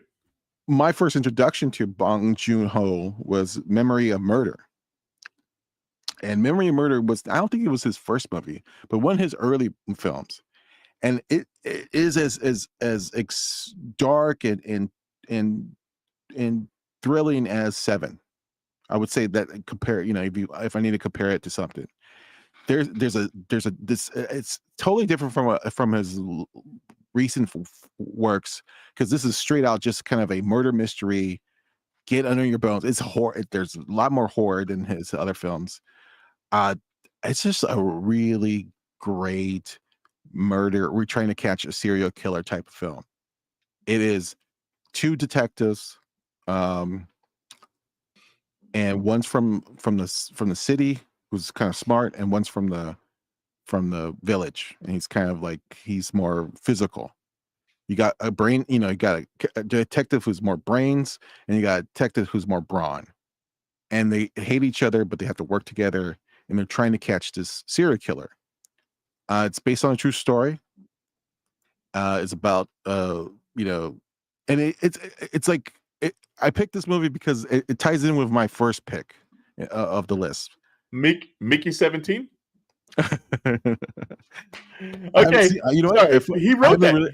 I know. Have you seen Mickey 17? Oh, fucking loved it, dude. Oh, I haven't seen it yet. I haven't seen it. I know, and I'm such a Bong Joon-ho fan. I haven't seen it yet, though. Yeah, it's not going to make this list even like top 100, but it's very entertaining. And for not liking that guy, he did a great job. The Twilight guy. It's a cool movie, dude. I gotta watch. I just saw him on the credits, so I had to give you shit for that. Sorry. Memories of Murder, though, I would say it ties in with my first pick a lot, but because they're companion pieces. And I'll explain that a little bit later. But yeah, if you want an entry point to Joon-ho's work, I would say definitely check out Memories of Murder. It's much more, I guess, I don't know, Dystopian. no, it's much more kind of like a genre piece because it's just more of a murder mystery thriller, procedural detective story. There's nothing like we're saying with Parasite. There's so many metaphors about the haves and the have-nots. It's nothing like that with Memories of Murder. I would say Memories of Murder is much more in the vein of Seven, or the kind of the cool, dark murder mysteries that you probably have seen already. So yeah, so that's my tie for number 4. I never saw it, but You like have to watch it. You have to I watch know, it. dude, it's on my list, and I'm halfway through Old Boy, but somebody came in, and I stopped it, and I put Oh shit! yeah, I You know, haven't. dude, and The it's ending will fucking I rock know, you. and they remade it right with With Josh Brolin, yeah. the No Country guy, yeah, and I love that one. So it's kind of like it's like when you watch a western and go, hey, this is a great western, you don't understand it was Seven Samurai, you know what I mean? It was done before somewhere else, so this is the same thing. So yeah, I'm really stoked, and I dig the main character. I dig everything, dude. I don't know if you were with me, but the first time I saw The Devil, blew Mm, my mind, dude. That was great, fucking great movie. brilliant. Yes, and the story, and I'm like, finally, someone's just getting revenge and kicking ass over and over again. Fucking loved it. Mm. But yeah, that's what lit me up to these movies. It's like they don't follow the same, I guess, skeleton or structure.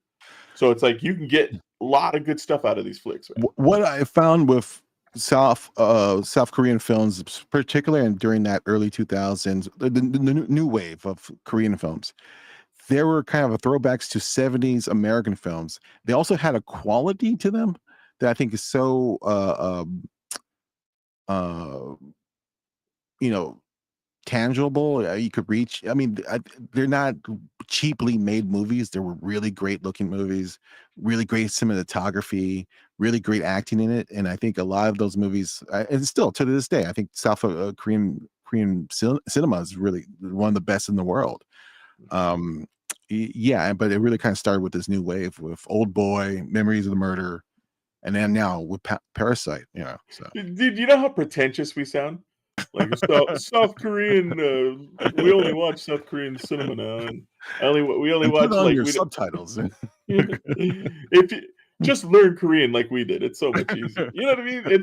But I you know what it is, because I think it speaks to our character, because we don't give a shit who made it, where it is, Mm, how to take the movie in.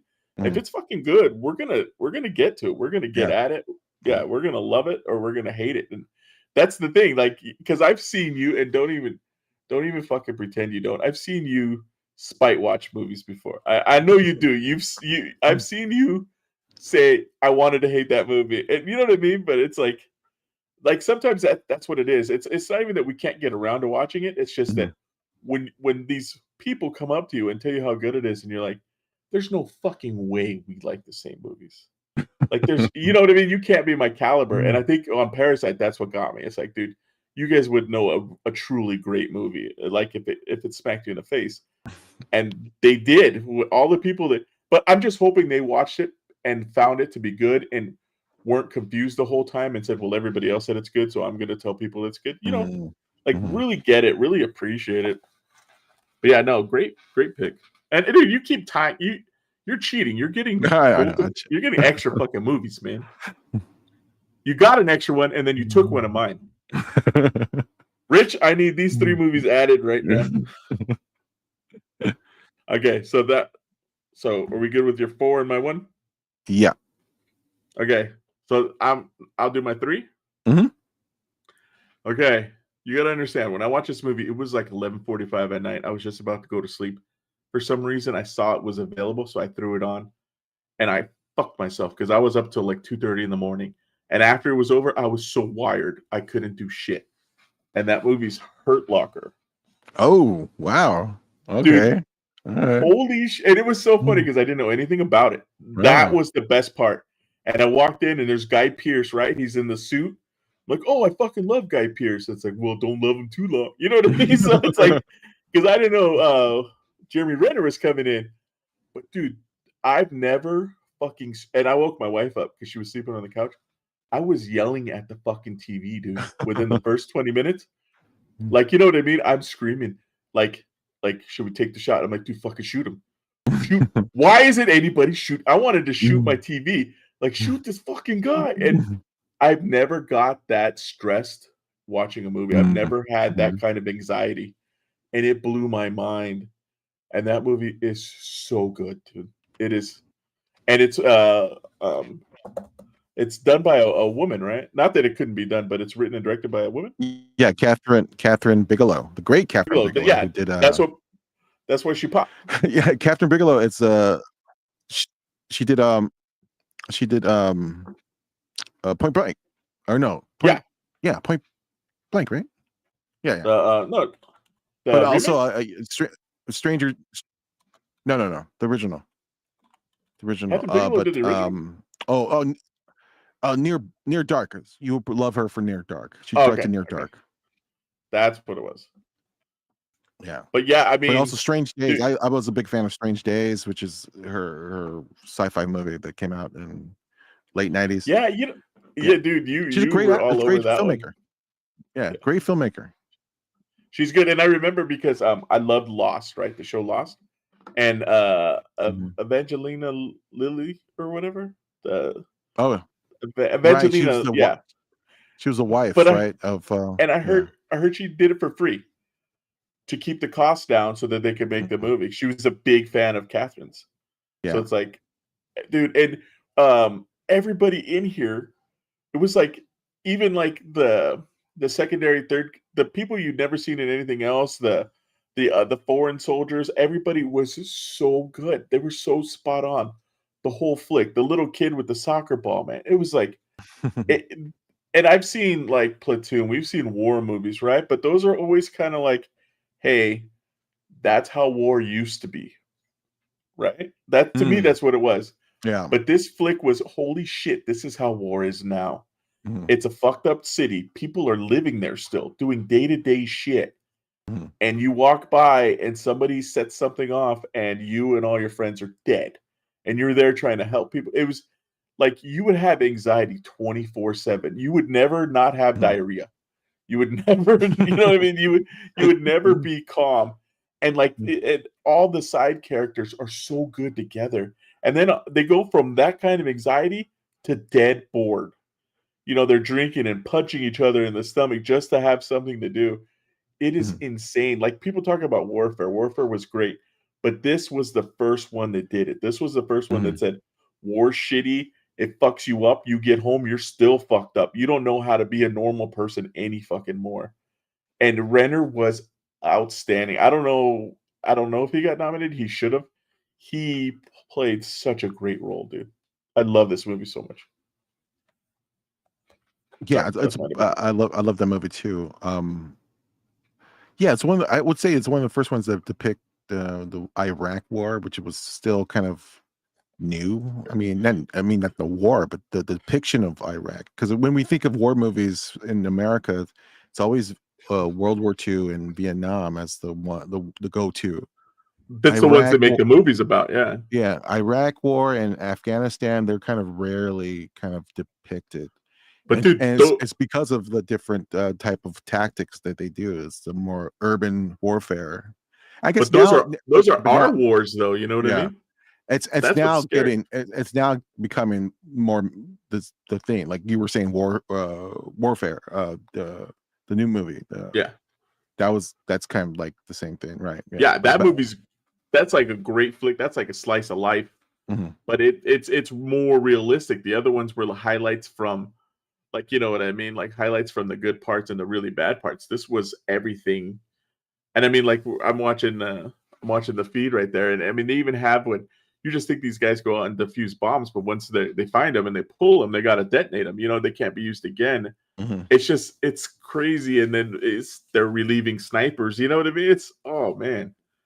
Like, and you see it and you're like, oh, that would be awesome. No, it seems awesome because it's a movie, but these guys portray the horror behind it. It's so good, dude. It's really good.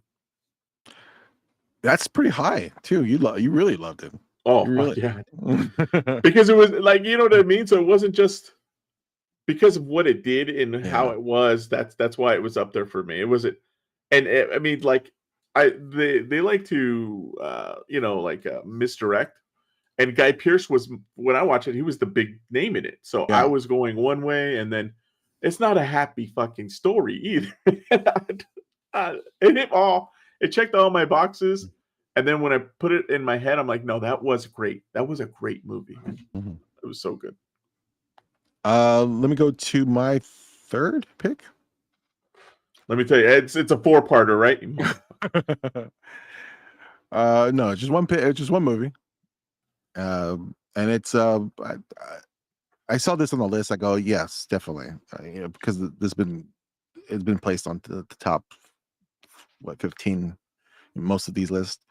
Boyhood, Mhm. Richard Linklater's Boyhood, which was shot over 12 years. It's one of those rare movies that was able to convey time passing.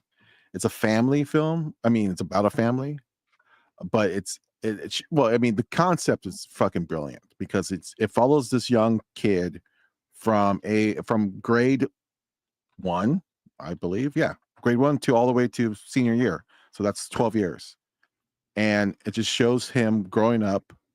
It's shot over 12 years. It's the same actor. He gets older, he becomes a teen. It's a brilliant idea, and I'm really shocked that an American filmmaker did it. This feels like kind of like a foreign thing. We talked about how, foreign filmmakers. Richard Linklater, who's mostly known for Dazed and Confused, the Before trilogy, and a whole bunch of things. I think this might be his best film, for me at least, because it it's about the passing of time. It's about a kid growing up.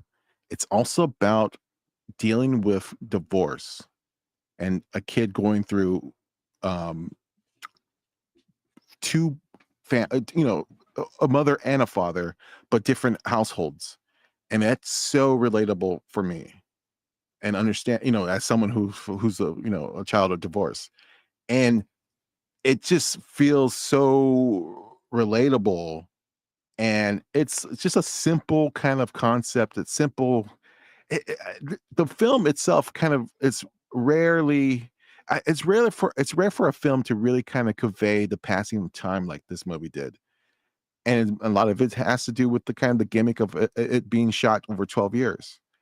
um I don't know if a lot of people like the movie. I mean, I think Ethan Hawke is just so brilliant in the film. He's the cool divorced dad. He's playing the father.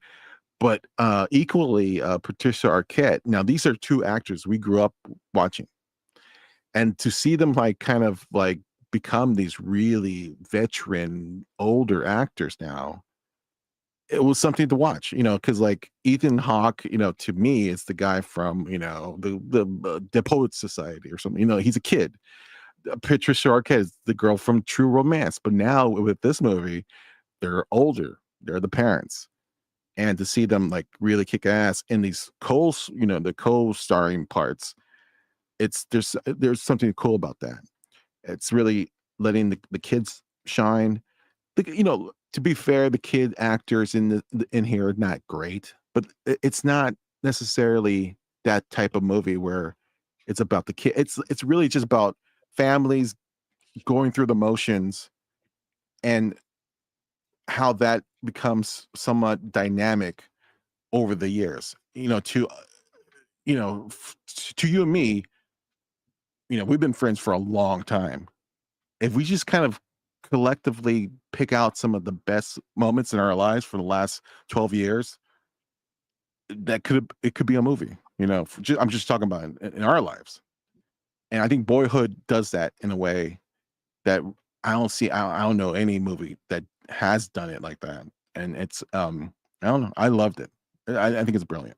It's really a touching movie. And and Richard Linklater, he's a guy I just adore. He's just one of the great filmmakers that I think he goes under the radar a little bit because he's mostly known as either Dazed and Confused or the guy who did Art. School of Rock, right? So But he's uh, Art Linklater's kid, right? is he? No, is he really? Oh, I thought he was. I could totally be wrong, like I normally am. Maybe. Let me see. What is it? But anyway, have you seen Boyhood? Dude, I watched part of it and it was okay, and I don't know why I No. stopped, and I did not Okay. continue it. Uh-huh. I knew about the movie because the concept was very, like, Hmm. what would I say? Very, God damn it, when you take on a lot, like very, whatever that word is. I'm getting old. I can't remember. It's a words. gimmick. I would say it's a gimmick. I mean, that's Ambitious. definitely. It's Very an ambitious. ambitious Yeah. project. I I mean, know. yeah, I know it was Richard. good, but it wasn't enough to keep me to go like, oh shit, I really got to finish that. I mean, I gotta admit, it probably hits with you a lot more, Yeah. maybe. Mhm. But dude, I love Ethan Hawke. Don't get me Yeah. wrong. And Patricia Arquette, I had the biggest crush on her forever. Ethan Hawke, I'd go back to Explorers. Sorry, OG. And then Yeah. Patricia Arquette, I'd go to like Nightmare on Elm Street 4, the Dream Warriors one. Mhm. But yeah, I do remember, and I want to see, dude, that I've seen my wife finish it or watch it. Mhm. And I know it's good. It just I'll sit down and watch it. I know it's like a really good coming of age type of and dealing with life.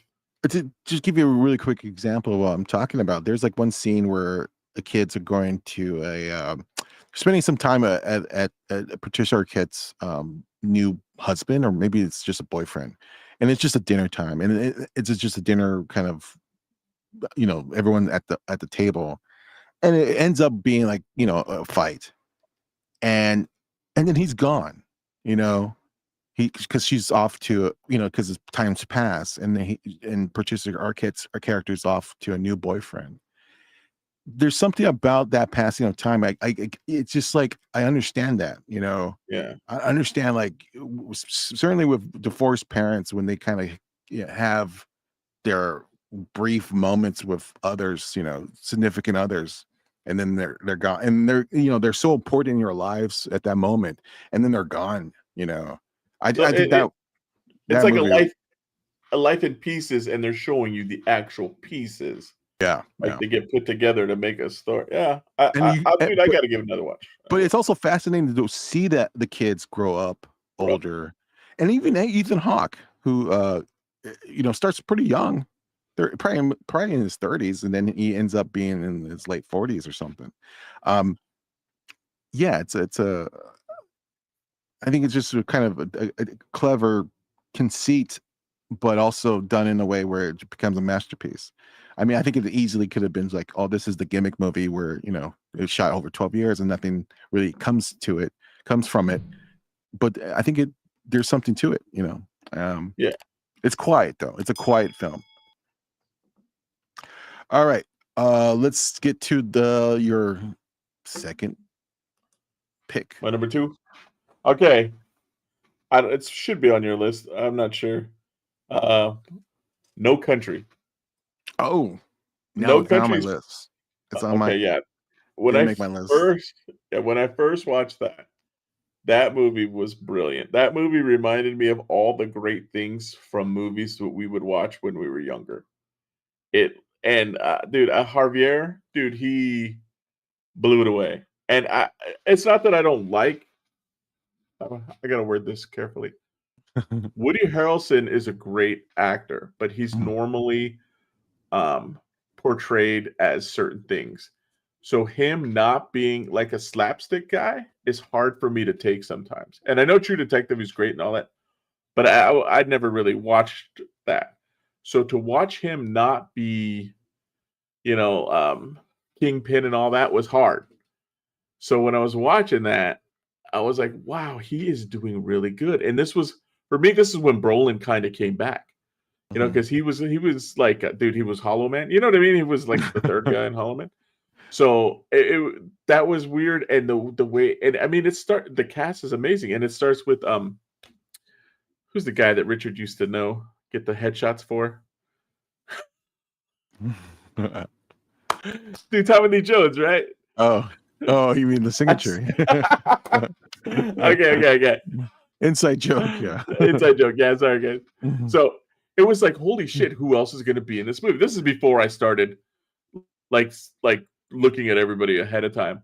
So it's like, dude, this thing is it's packed, and everybody did great, and you had a weird feel that you didn't know when the fuck this was going on or where it was going on. And I love those movies because it's nowhere and it's everywhere. It's today and it was 20 years ago. And I even remember the part with the quarter trying to figure out and do the goddamn math to see when, because he's like, it's been traveling around for 20, for however many years. And it's great because it's like the story leads you to the next story, to the next story, to the next story, but it's not pieces. It's not like a slice of life where like Cat's Eye, where it's a cat that's drawing these all together.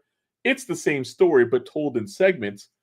And everything is done, even if it's been like parts of the story have happened before, it's done differently. Like the whole thing where he uses the cattle prod to kill people. It's fucking amazing, dude. And before this, he'd be like, "No, you can't do that because you got to carry around an air tank." Fucking guy carries an air tank. His hair is horrible. His voice seems fake until you see him in other shit. That's just his voice. You know what I mean? That's how the guy sounds. But the story is fantastically impossible at the same exact time. And so weird coincidence and like what do they call it? Habit of fact, kind of like it's just I saw it in the theater. I saw it with my wife. I saw it with my brother and sister-in-law, and we all came out, and the girls were like, "I'm not sure." And then me and my brother-in-law Louis, we looked at each other, and go, "That was fucking bad. Like that was a bad movie. Like those guys were badass. Everything was bad. The ending was crazy. You had the same pulp feeling at the end, where it's like, I know I loved it, but did I really love it? And as I thought about it, I was like, yeah, I really did. I liked so many different pieces of it, and the story with the quarter where Bardem's with the guy at the little quickie mart, and the guy's like, when do you close? It's like, what time do you close? Like dark, dark's not a time. What time? Like, dude, that gets that anxiety. You're like, fucking guy, shut up and tell him a time. You feel, and then at the end, because of the coin toss, the guy lives, and it's like, I don't know if the guy really knew that. Like, maybe he thought the guy was just pretending to be crazy, but this guy's batshit crazy. And then I think they say that there's like whatever, like a X amount of like psychologists. They've studied roles of people who are like insane in movies or like psychopaths, and this is the most realistic portrayal that they've come across. Like they have basically they have a bunch of checklists that you check off for somebody, and like somebody they had a really good consultant or something because he hits them all.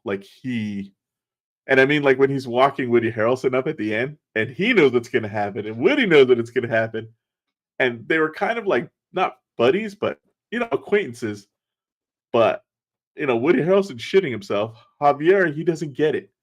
He doesn't understand that this is wrong. It's like, oh man, dude, I'm sorry, man. I love that flick so much. No, it's I've last 10 years it's been rising up the ranks of like people are rediscovering it. It has become like a classic. Certainly the Coen brothers probably most recently, Big masterpiece. movie, yeah. Yeah, people now consider that movie as their favorite of theirs. Um I only seen like maybe one or two times. I haven't really gone back to it. And maybe that's the reason why I haven't really put it on my list. I remember loving it.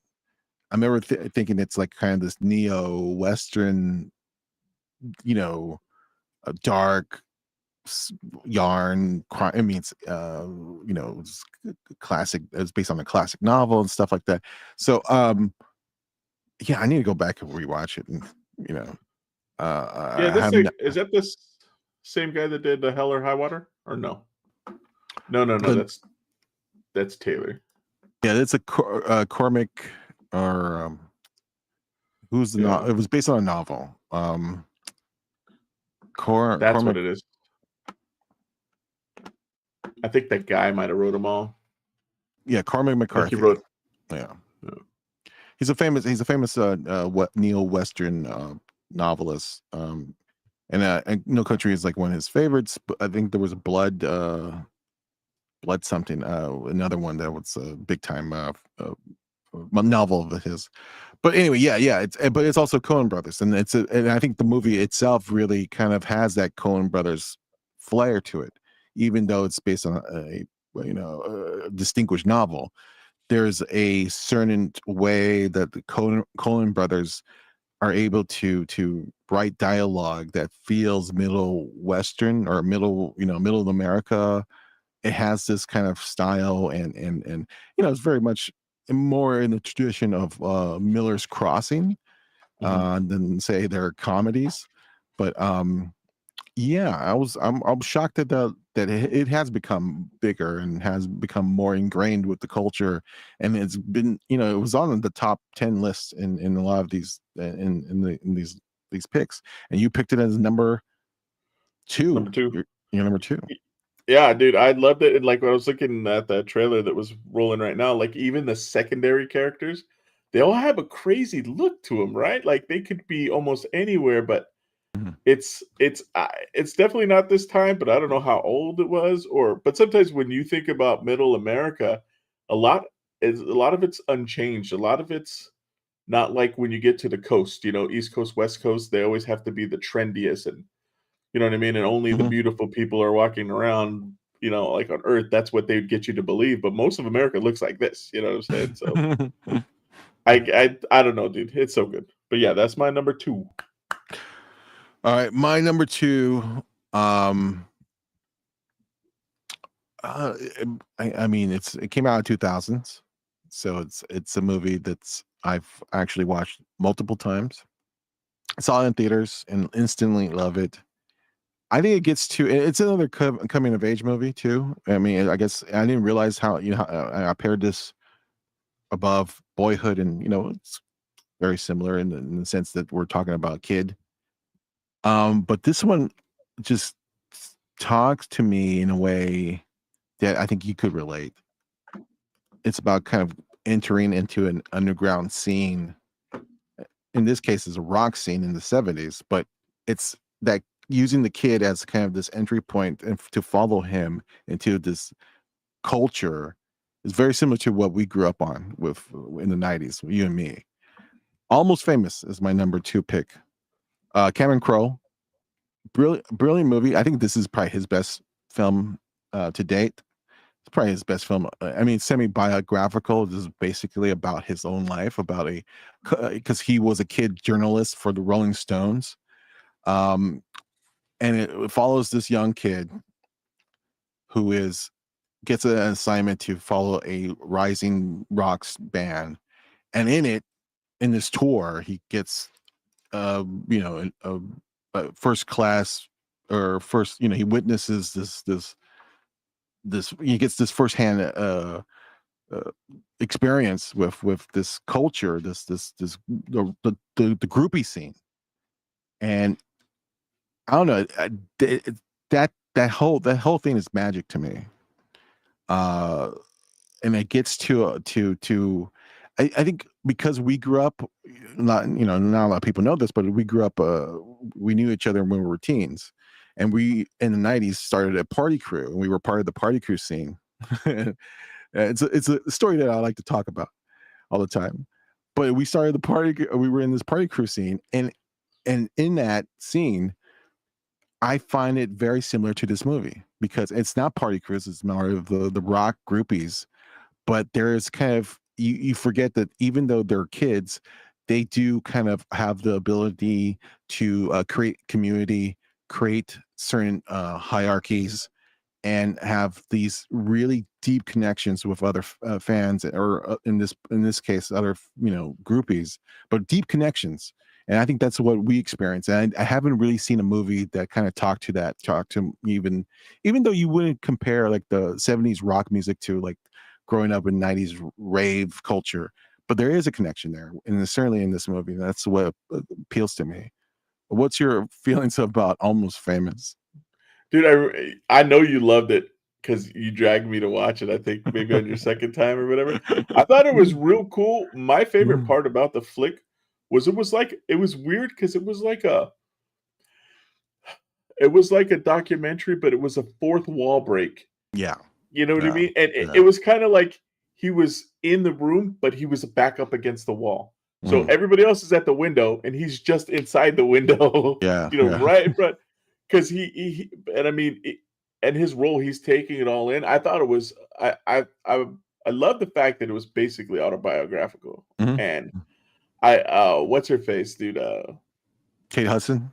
Yeah, Overboard's daughter, dude. She was amazing in that flick. I mean, no offense to her. I know she's done a lot since, but that's probably one of my favorite roles for her. Yeah. Yeah. Yeah, and the movie was good. I wouldn't put it on like number 2, but it was pretty good, man. But I know you love this movie. I ever loved it. since I loved the it. first time. I think I'll say this: like, there's one scene in the movie where Patrick Fugit, who plays the I think his name's William, the journalist, the young journalist kid, who is attached to Billy Crudit's character, who's the lead guitarist. He's like kind of this rising rock god, and he goes to this local I think it's Cleveland. I don't know where it is, but he goes to this local town's house party, and at the end of it, it's the aftermath, and he's drunk and he's high and he's Billy Crudup is, they're now dragging him out of the house. Party's gone. The whole place is a wreck, and he's like the last guy from this party, and they're literally dragging him out because he's still hopped up on drugs and stuff and drunk. And then he does a thing where he goes, and look at this kid. This kid, he starts screaming at Patrick Fugit's character. He starts screaming at William, and he goes, I forgot what the dialogue was, but he just starts screaming at him, and it just reminded me of so many parties we used to go to, and so many assholes we used to like have to drag out of the parties, and they would just randomly have these violent outbursts. It felt so real, and I never seen a movie since that kind of touched to that party afterwards, the aftermath. Like, I don't know. And I think it's just a symptom of some of the real genuine moments in the movie. It just like I said, it spoke to me in that way. Yeah, no, there's some parallels for sure. Yeah, no, it's a good flick. So I should just jump into my number one pick, because you were saying that you picked Parasite. My number one pick, and again, like I was kind of teasing, it kind of ties into Memories of Murder, because I would say both of these movies, even though I think they're like 5 years apart or 6 or 4 years apart, they're apart, but they're very similar in tone. Zodiac. David Fincher's Zodiac. This is my favorite movie of 25 years. I love it. It's a murder mystery, very similar to what Memory of Murders is. I'm a Fincher head. I love all his films. I love Seven. This is him kind of going back to Seven. I love this film because it's about obsession. It's also about, it's not just about the murder and the serial killer stuff. It's also about being obsessed with this topic. As someone who kind of grew up in the 80s during the Night Stalker summer, what was it, 1985 or whatever it was, like 85, 87, yeah. So I'm not very familiar with the Zodiac murders, but it really talked to me. It really appealed to me when I experienced the Night Stalker summer, because that was such a, I was only 5 or 7 or whatever it was, and it really affected me. This really kind of took me back to that time where I was really scared and stuff. It's not overly scary. It's kind of a slow burn thriller. But I think what I loved about it, it's really kind of talks about the obsession of these type of true crime stuff. And true crime has now become a major genre. And I think Zodiac, the movie, explains why true crime has become a really big part of our culture. It's just people are just fascinated by murder. People are just fascinated by people who are not who have been caught killing. And you know, Jake Gyllenhaal is not my favorite. He's not necessarily my favorite actor. I liked him in this. Robert Downey Jr. is fucking awesome in this movie. And Mark Ruffalo's awesome. Gyllenhaal, he's an okay actor. I like him. It's just not my favorite actor, but I think he does a good job here of being the main. You know, we see the movie through his eyes, and yeah, I mean, I love it. It's like I said, it gets into the obsession of this stuff being and what draws you into this puzzle, and I that's why I love about Fincher. Fincher did a Netflix series called Manhunters, very similar to what Zodiac is. It's kind of also a cousin to this film, and I love Mindhunters. I'm sorry. And I love that series, and it was short lived. It's only 2 seasons. It left on a there were unanswered questions, and I hope there were some rumors that might bring it back as a movie or something like that. But I love Zodiac. I don't know what's your feeling. It seems like you're not a big fan of Zodiac. Oh man, I watched it. I did see it. I was not a big fan. You know how there was nothing good about Jake Gyllenhaal in this flick, man. I don't like him. I don't like his face. He's got a punch me face like a. I know. The storyline was cool and stuff, but recast, dude, and let's go again. Let's see, and like for these genre, like these era picks, I have a hard time sometimes.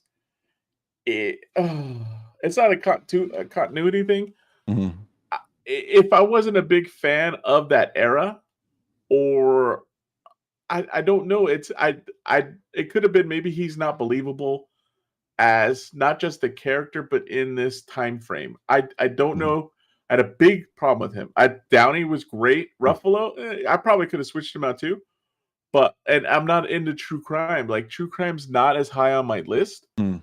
But it's weird because I love reading it. Like I don't like. I read it's called Green River Killer, and it's how they used Ted Bundy to catch the guy that killed all the people up in Washington. So I like those. I like the stories behind them. But a lot of times on telling the story, and I gotta admit, dude, right before you said Zodiac, I thought you were going Memento. I thought you were gonna do it. Yeah. I know Memento's on my my honorable mention, but I was like, wow, he's going for it, man. He's shooting the moon. He's gonna go Memento and then Zodiac, and I was like, what a waste of a first round pick. But no, I know you liked it, and you know what? I think Tony really liked it too.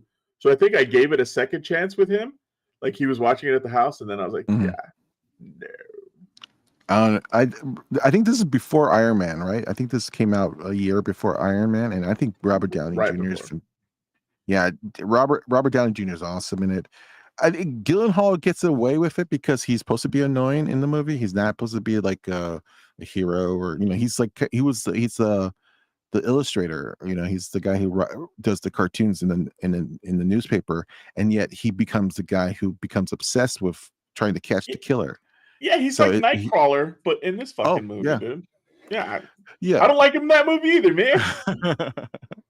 I know. I'm not a big Gyllenhaal fan. I agree with you about that. I like his sister better, dude. Yeah. She's that movie, The Kindergarten Teacher or whatever. That was a great movie. But here's the thing, and then I said that this kind of links up. Yeah. I said that this kind of links up to Memories of Murder. They're kind of companion pieces. I would say Memories of Murder is much more in the vein of Silence of the Lambs, where it's much more kind of dark. We're trying to catch the killer. It has the same feel, has a kind of same shocking vibe. Zodiac is not at all Silence of the Lambs. It's much more about about a mystery that that never gets solved, which I know it's frustrating to think about. Like there's no really kind of there's no. I mean, it's based on true story. It's Yeah.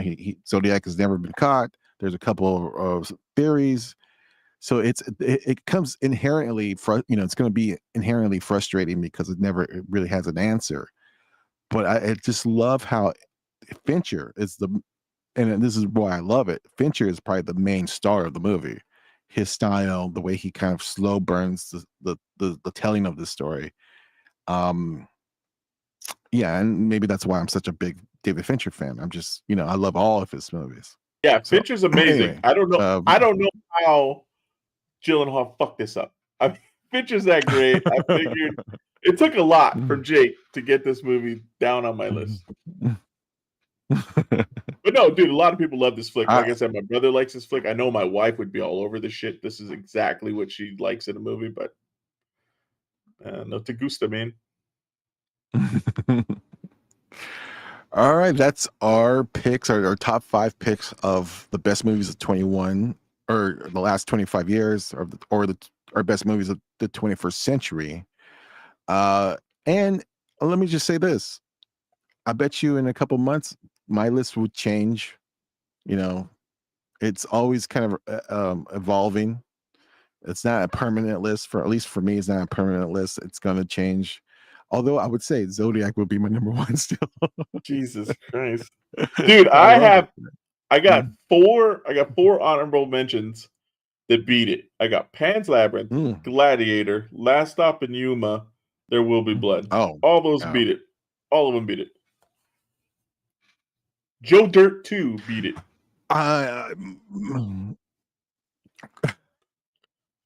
Memento almost made my list. Mulholland Drive almost made my list. I love Mulholland Drive. Crouching Tiger, Hidden Dragon. Crouching Tiger, Hidden Dragon. It's such a great movie. It barely. I was thinking about putting it on, but I had to put the Scorsese film. I always, we mentioned before, Old Boy. Yeah. But Memento was very close. Memento was really, really close. Wait, remember when we were? I listened to our podcast. Where I'm probably most of our views.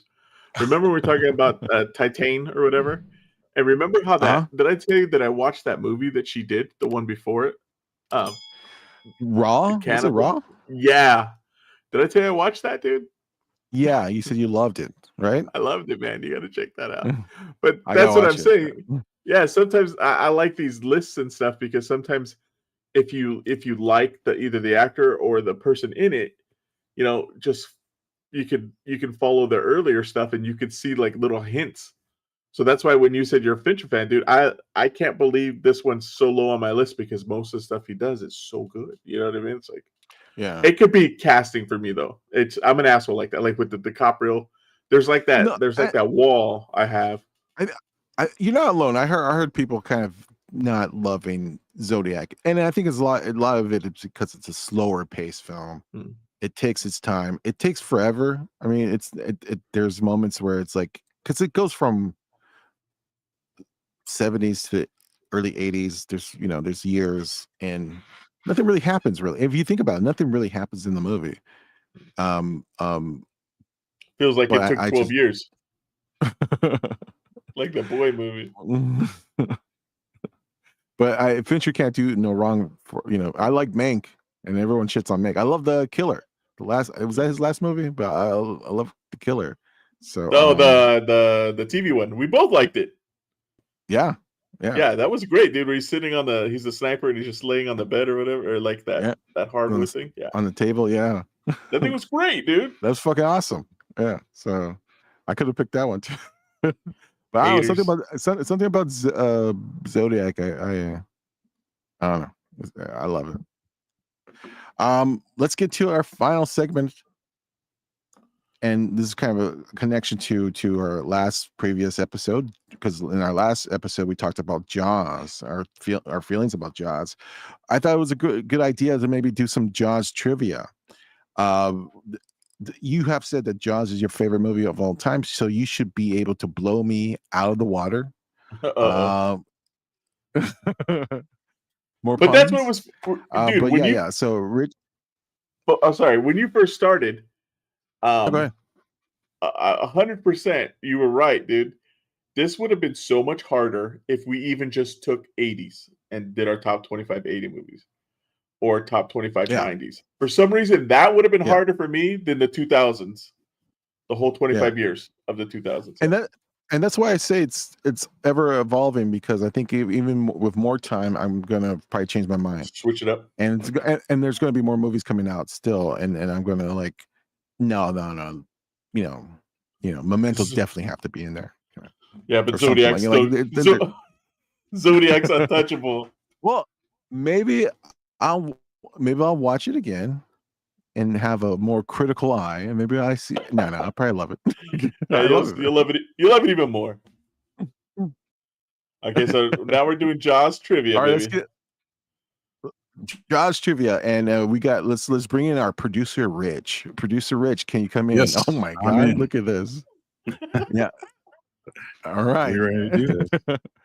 All right, producer Rich. Now, the idea here, I thought when I came up with the idea, I thought, well, we'll just test Angel's knowledge of Jaws because it's his favorite movie. He should be able to, answer a lot of these deep cuts. Yeah. But then you said that let's make it a game, and I'm going, oh man, this is gonna be easy for Angel. Yeah. But No, let's see. dude, Let's see you're if I setting can. me up. Let me see if I could catch up. Now, obviously, I got a peek of the questions first. No, No. no. I have not peeked. I have not peeked at the questions. I don't know what the hell's coming up. Producer Rich, tell us the rules, or what should we expect? Okay, I'm going to give you the question, and once I'm done, go ahead and say like Mike, Angel, shit like that. Whoever says it first will get their So choice. we have to. Yeah. Wait. Are we? So it's whoever answers first. No, you Well, say your name and yeah. then you Right. answer. And I'll Okay. let you know who I heard first or whatever. Okay. All Wait, right, let me get a drink. All right. And what's on the line? Just bragging rights, right? Pretty Yeah. much. Yeah. Cool. All right.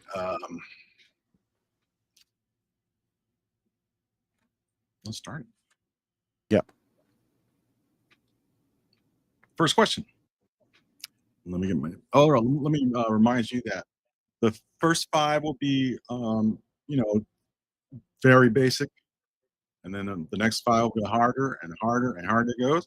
So the first 5 questions are going to be 1 point each, Oh, okay. Okay. and then the second And then the half of the next round. will be 5 points, and so on, so on, and so on. All right. And there are no multiple choices. Okay. All right. Get it? Yeah, we got this. All right.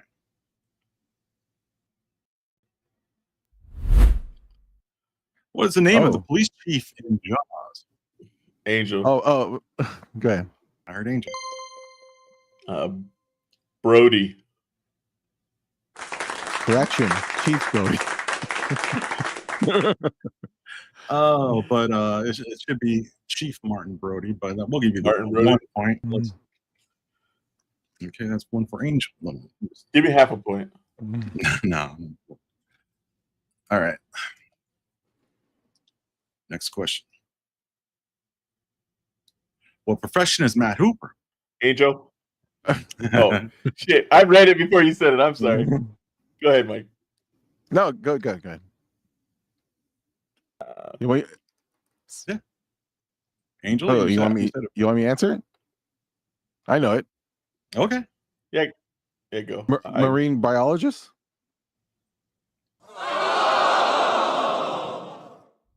Angel, you want to steal the good? He's not a marine biologist. No. Or shark expert. I think they call him a shark expert. Oh, you're this is the easy part. Is that wrong? All right, go ahead. What's the answer? Oceanographer. Shark expert? Oceanographer. Wait, I was gonna say for a bonus. I know it's so funny because when they say he works for the Oceanographic Institute. Yeah. But that's like saying he works for the Ocean College. You know what I mean? Like that's how generic they couldn't actually say a school name. You know what I mean? Whatever. But they call him. Let's take it to the judges. I request. That's a weird. I think oceanographer is the same as marine biologist. But I think that's the same thing. It's a generic term. I'll allow it if you want. No, it's all right. Nah, give it to him. But I don't see any points up yet. Yeah. Yeah, I'll do it at the end. I thought it was a running thing. You want points? All right. Just, I mean, No. Can you add points to it? I can't take negative like 20 one. minutes. That's with you. Or maybe I can. We kind of want to see where we stand. Oh, there you go. Bam, bam. Yeah. Let's go to the next. Wait, you're going to give Mike that point, though? Oh, he gets a point, too? Okay. I'd say that it was a generic term for marine biologist. All right. All right, next question. It's going to take a while. What is the Chiefs' biggest fear? Oh, Mike. Okay. The water, going into the water. I guess I'll take that. Yeah. Water and drowning. Yeah, exactly. Mhm. Point for Mike.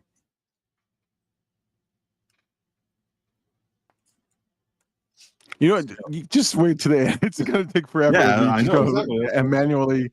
All right, my bad. Wait till each round, I guess you could say. Yeah, that's what I'm doing. Okay. Oh, Okay. I thought you meant all the way at the end. All right, that was what? Just yeah.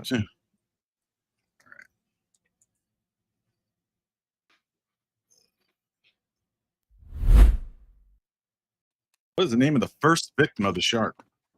Oh, I don't know. Hey,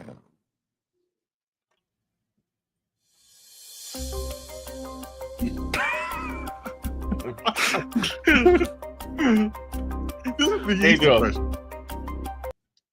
Huh? Is it Shelly?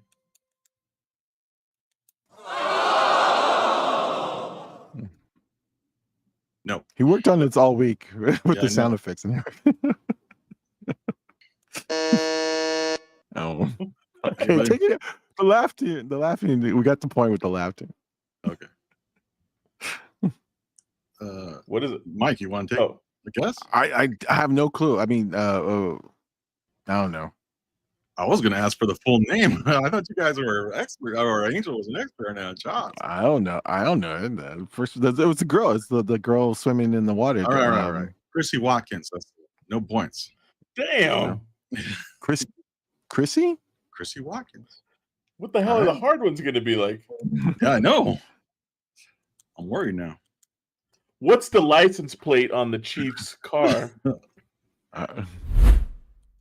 What part of Chrissy Watkins' body is found on the beach? Oh, Mike. Okay. A hand, right? Her hand? Well, her arm. That's enough, I guess. It was part of the hand. Crabs. The crabs were coming out of the hand, or the crabs were eating her hand. So it's 1 point for you. 3.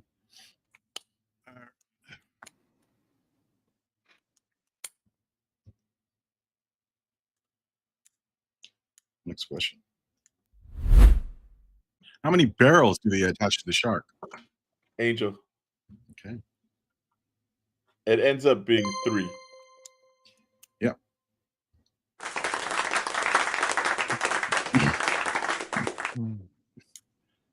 So that's 2 points for you, or 3? I think it's only 2. Okay. Or tied up. No, This you're actually at 3. My ornament. Wait, are we into the harder questions? No. Actually, that was the harder question. You're right. That okay. that was for let's do 2 points. We're tied. Well, we're tied, right? Just 2 and 2. Yeah, because I know we missed one. Remember, nobody got the Christie. So 3-3. All right. So these are worth 2 points. these next ones? Yeah. What is the name of the dog that disappears on the Oh. beach? Angel. Okay. I keep raising my hand too. You just mentioned it too. Fuck. Go ahead. Do I go? Yeah, go. Pippet.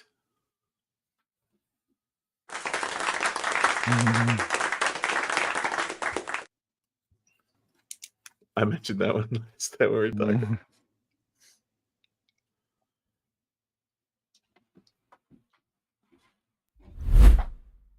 What specific type of knot does Oh. Quint brag about tying when preparing to jump? Mike. Shark shank or something like that. Shark shank. Mike, Angel, do you want to steal? I think it was a sheep knot. Oh, sheep. Yeah. Oh my God. What? Is that not it? No, you both got no points. It's a sheep What was it? shank. Oh, it's combined. We're gonna combine Yeah, you gotta our combine it. answers. That was his accent. If So, we just combine our, just give us half a Yeah, point. For half a each. point each. We split that. If that was a harder one, then we each get one. all right. I'll say Nah, 4 from Mike and 6 from Angel. So far. You want me to put that? Oh, fuck. All right. Next one.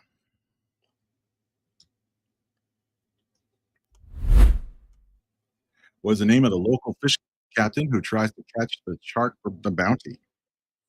Angel? Oh. Who tries, right? Ben Gardner?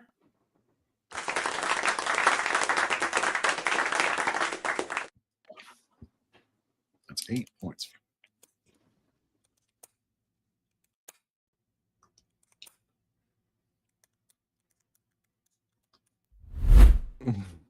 What brand of beer did Brody drink on the boat? Oh shit. I don't know. Duff. Is it a real Duff beer? Yeah. It's a real beer.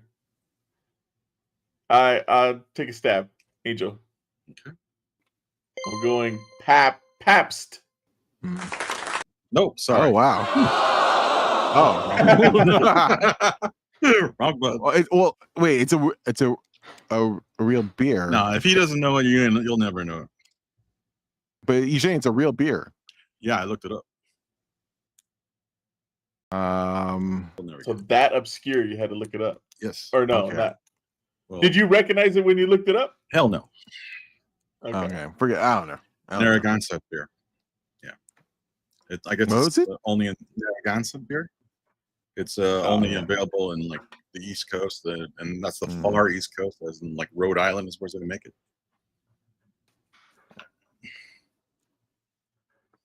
All right, come on, man. Come on, give us some better questions.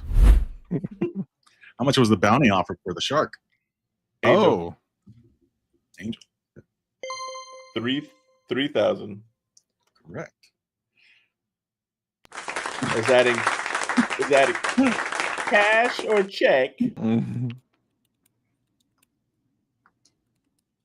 Oh, how many points was that? 8. 10 points. Damn. What's These are my worth 10 my points? points then? So far, it's only 2? 4. You were off the good. All right, I'm gonna pick up the pace right here. Come on, Let's see if it's the same. Mike. What kind of car does Chief Brody drive? Oh, it's a truck. Yeah, but there A Ford truck. You want specifics?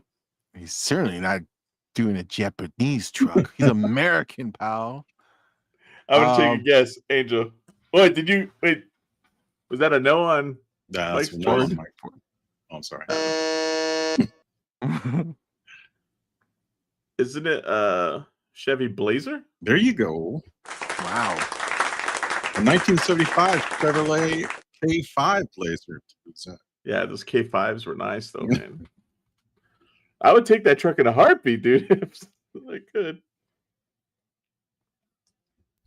What is the name of the actor who played Mayor Larry Vaughn? Oh, shit. That's a good question. He's What else? good. He was a good actor. I don't know. It's on the other screen, but I'm not gonna look.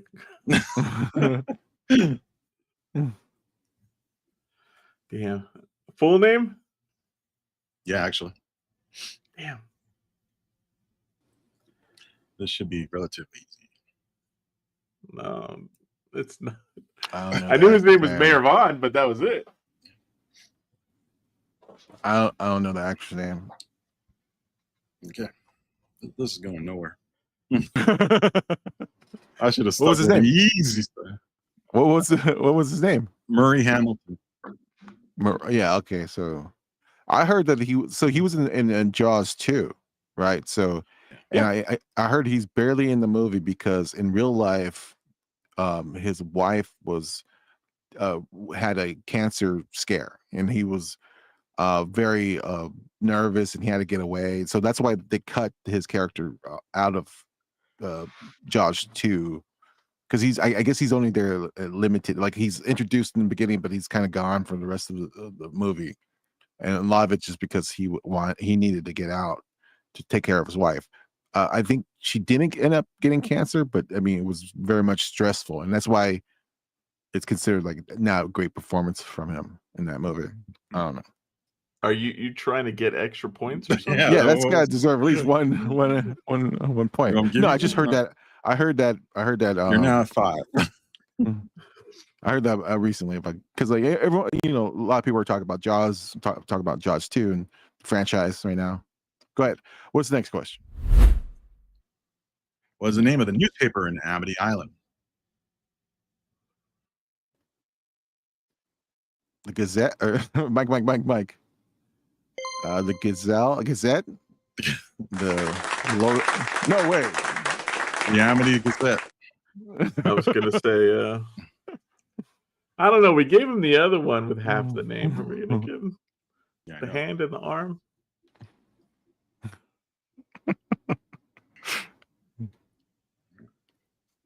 It's gonna be a tough one too. What is the significance of the license plate found in the tiger shark's stomach?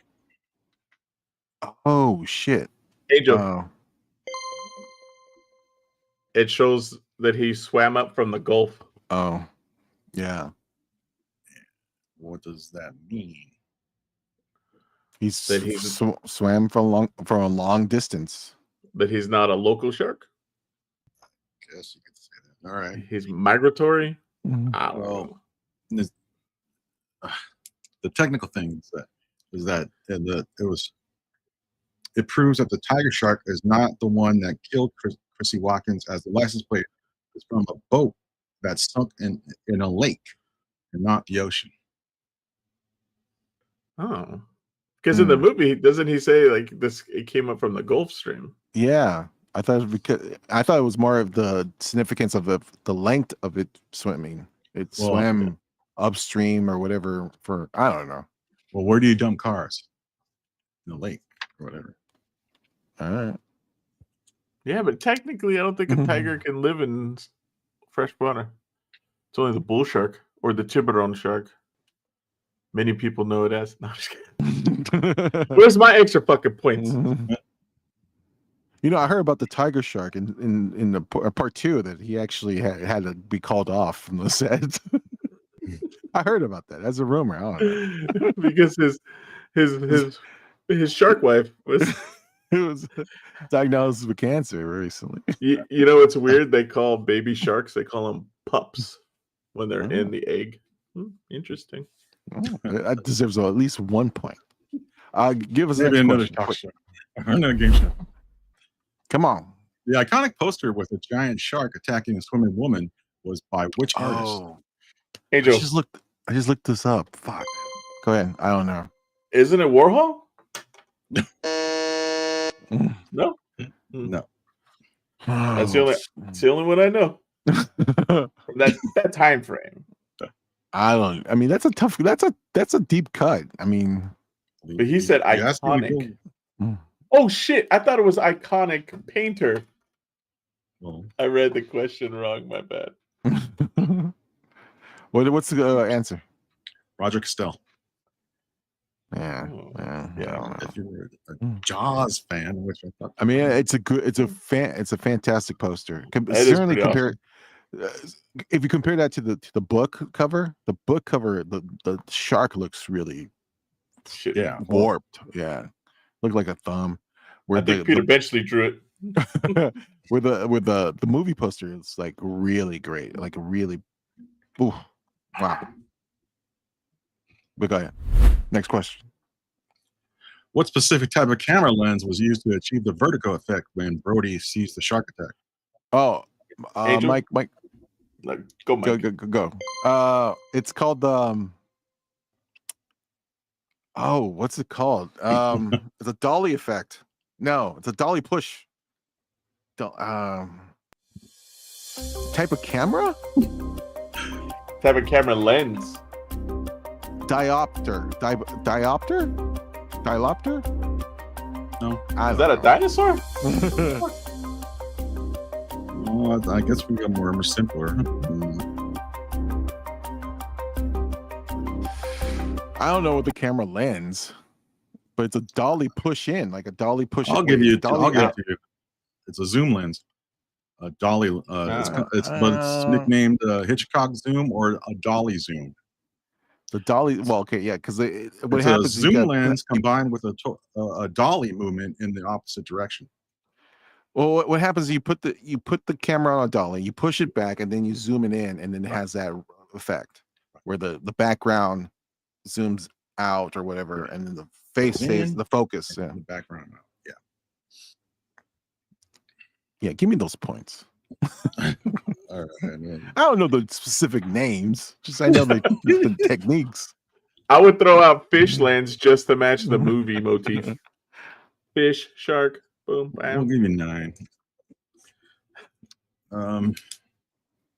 Well, so what's the points right now? 9 and 12. Yeah. Angel. Okay. Yeah, I never went up to 5. So Are we going to the final round right now? No, not yet. Let's just go to the final round. I don't know if we can take the final round, dude. Can you play the final home countdown address song? of Steven Spielberg?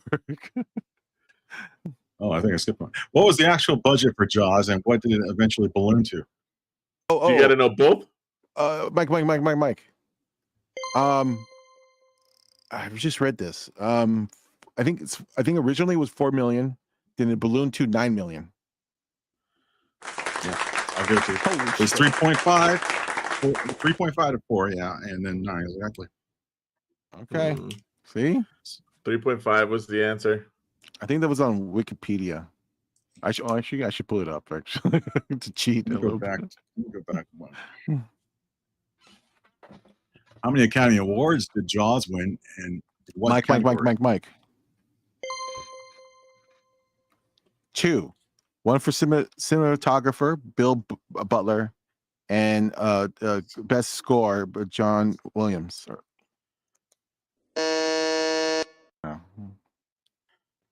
1. Angel, 1. 1,000. Okay. Well, it was 3. Best editing. Together we're right. Best film editing. What was it? Film editing. editing. Film editing, best sound, and best score. It is pretty good. It is pretty bitchin' editing. And it was nominated for Best Picture, but it won those 3. Oh. It was easy to edit the zoom dolly shot. You know how they do that, right? I believe they use a zoom lens. It's got several names, really. All right, we'll go 3 points for now. I don't know. Damn. Whatever. Okay, let me. I'm starting my rebuttal. These hardly have anything to do with the movie. These are after the movie bullshits. Wait till you get. Yeah. Okay. We're actually there.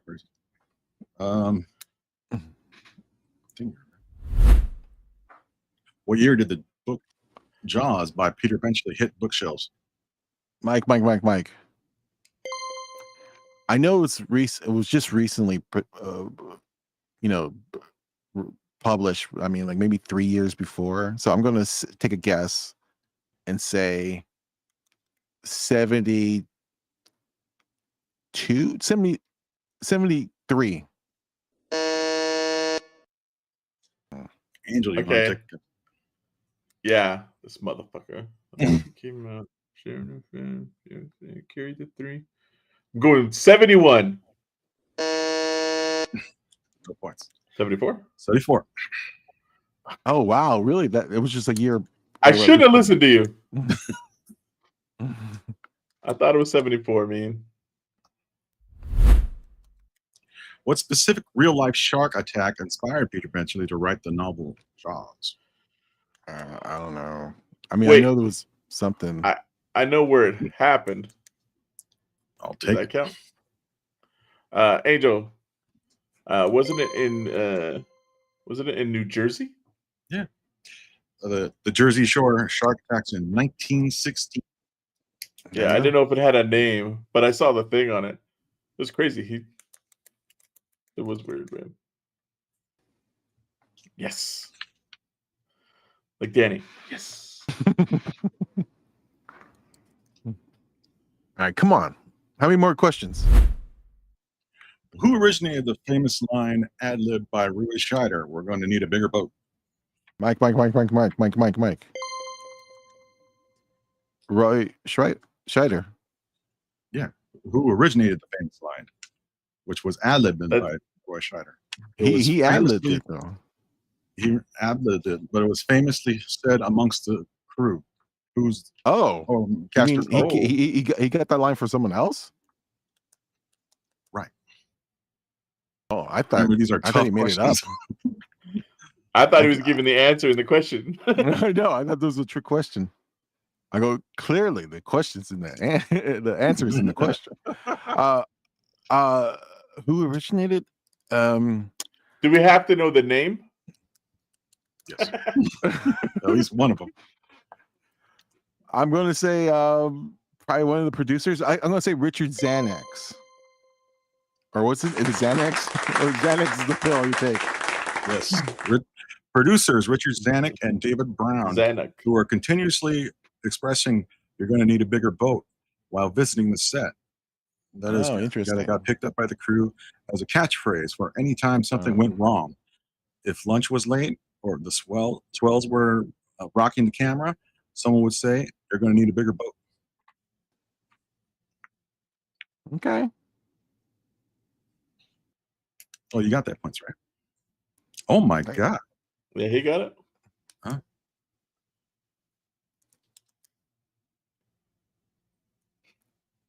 This is a barn burner. 14-15. Angel. Damn. How many more questions? Just one more? 3. Okay. All right. Then we get it down to business. How many Bruce sharks were built for the production, and what were their individual functions? Come on. Angel. Angel. I'm going 3. Oh, And 3. what were their functions? Individual functions. One was for close-ups. One was for Medium shots. mediums. Or do you mean specific scenes? I know one was built for the end scene where they ate him, and then 2 were for the breaching, and then You want to just give it to him? I don't. Just give it to him. Did he get 3 right? Yeah, you got 3. All right, give it to him. All right. I knew it was 3, but I was like, did they call him something? One was full left side, one was full right side, and one was a platform for the belly and thrashing movements. Yeah, they each had different internal mechanisms and external finishes for specific shots. All right. Yeah, because they look cool. I've seen them because they're half a shark and then it goes into like a metal frame. They're pretty cool. All right. 2 more. 2 more? You gave him 3 points. 2 more.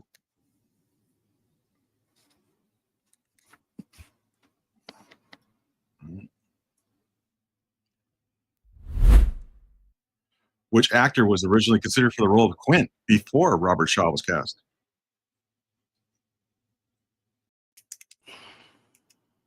I know this. Damn it. I don't know his name.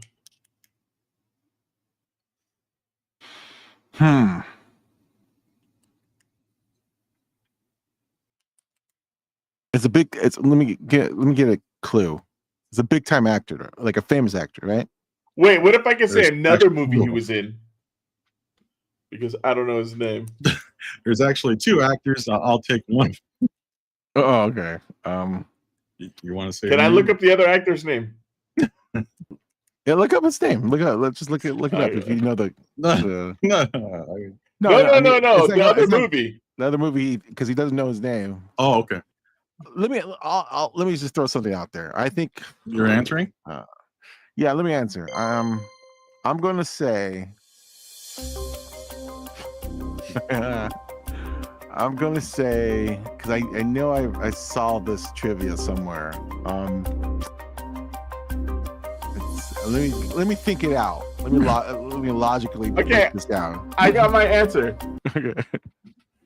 I know what I was gonna say. Let me just I'm say, probably wrong. who was that? No, I want to let you say it first, but Yeah. I don't want to think that I copied you. I'm going to just say Gene Hackman. Okay. Robert Mitchum.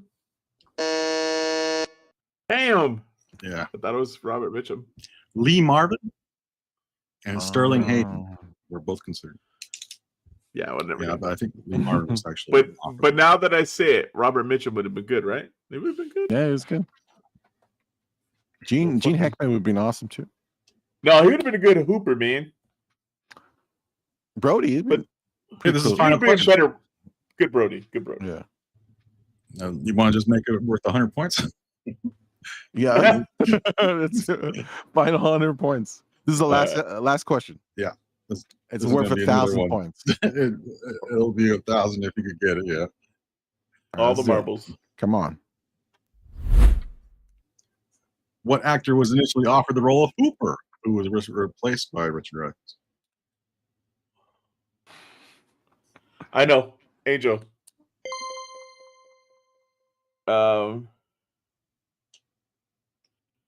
Holy shit. I don't know his name. Well, the guy from Rayman. Dustin Hoffman. Dustin Hoffman. All right, let me give it a go. Were we just talking about Dustin Hoffman not taking a role because he was working on something else? This is a bizarre. This is a bizarre choice. But a guy we would know, though. Yes. A bizarre choice. Well, I'll take two. There's three answers, but one was Doesn't help me. I know you were choppy. What was the hit? No. What was the hint? Give me a hint. Give me a hint. No. What did he say before that? Because he cut out on my headphone. Oh no, I didn't say anything. What do you mean? Oh, well, give me a hint though. Give me a hint. Initials. He said it's a bizarre choice. He's a personal friend to Donald J. Trump. Elon Musk? John Voight. There you go. And he refused the role, but then he reprised it for Anaconda. Yes. Just so he could look at him like this. They don't. Yeah, John Voight turned it down, I guess. That's also Jeff Bridges and Timothy Bonds were also considered. God damn. Oh, Jeff Bridges and Timothy. Okay. And I think they made the right choice. Show. So who won? Who got the points? You got like 100. You beat me by 100. Yeah, I guess you got John Voight, right? Yeah. But just add it like irregularly. I think Angel still won, right? 14. I think it won by 2. Oh, 17, 18. Angel. 8. 18, Angel 1. What is it? It was 17, 18. You had 17, Angel had 18. Okay, so Angel won with 18 points. Mm-hmm. Yeah, because you got Yes. all that obscure bullshit that had nothing to do with the movie. Nah. You deserved it. I can't believe I got scared shitless. That first question. That first question, you wanted us to know the whole name of Christy?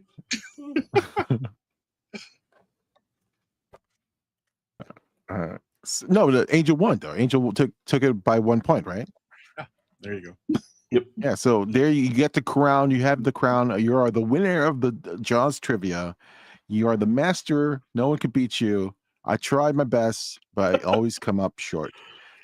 So Next week or next podcast, we'll do Zodiac trivia. Break even. All right, that's it for Okay, watch. that's Yeah. okay. Yeah, goodbye, producer Rich. Let the shark eat you up. How does? Yeah. Yeah. We're Bye. gonna Is that close. is that gonna do? Is that gonna bite him? Oh, no, Work on that for next time. okay. All right, that's it for this live stream episode of Terrortinos. I want to thank everyone for hanging out with us, and we had a blast again talking about some of the stuff that our list of our best movies of the last 25 years.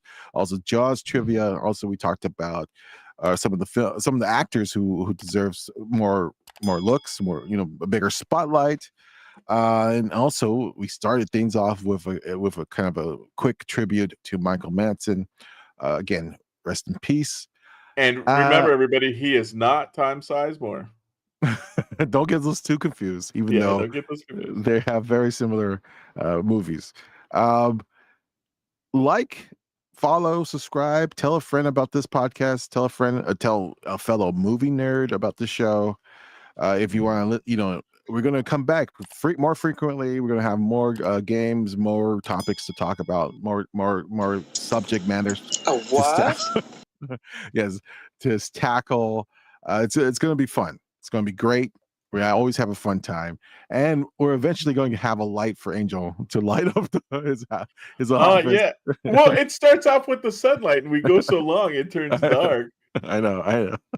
And I got lights behind me, but I moved something in front of like the remote, fucking, so the sensor can't pick it up. But this live stream reminds me if this live stream was an 80s movie, it would be UHF.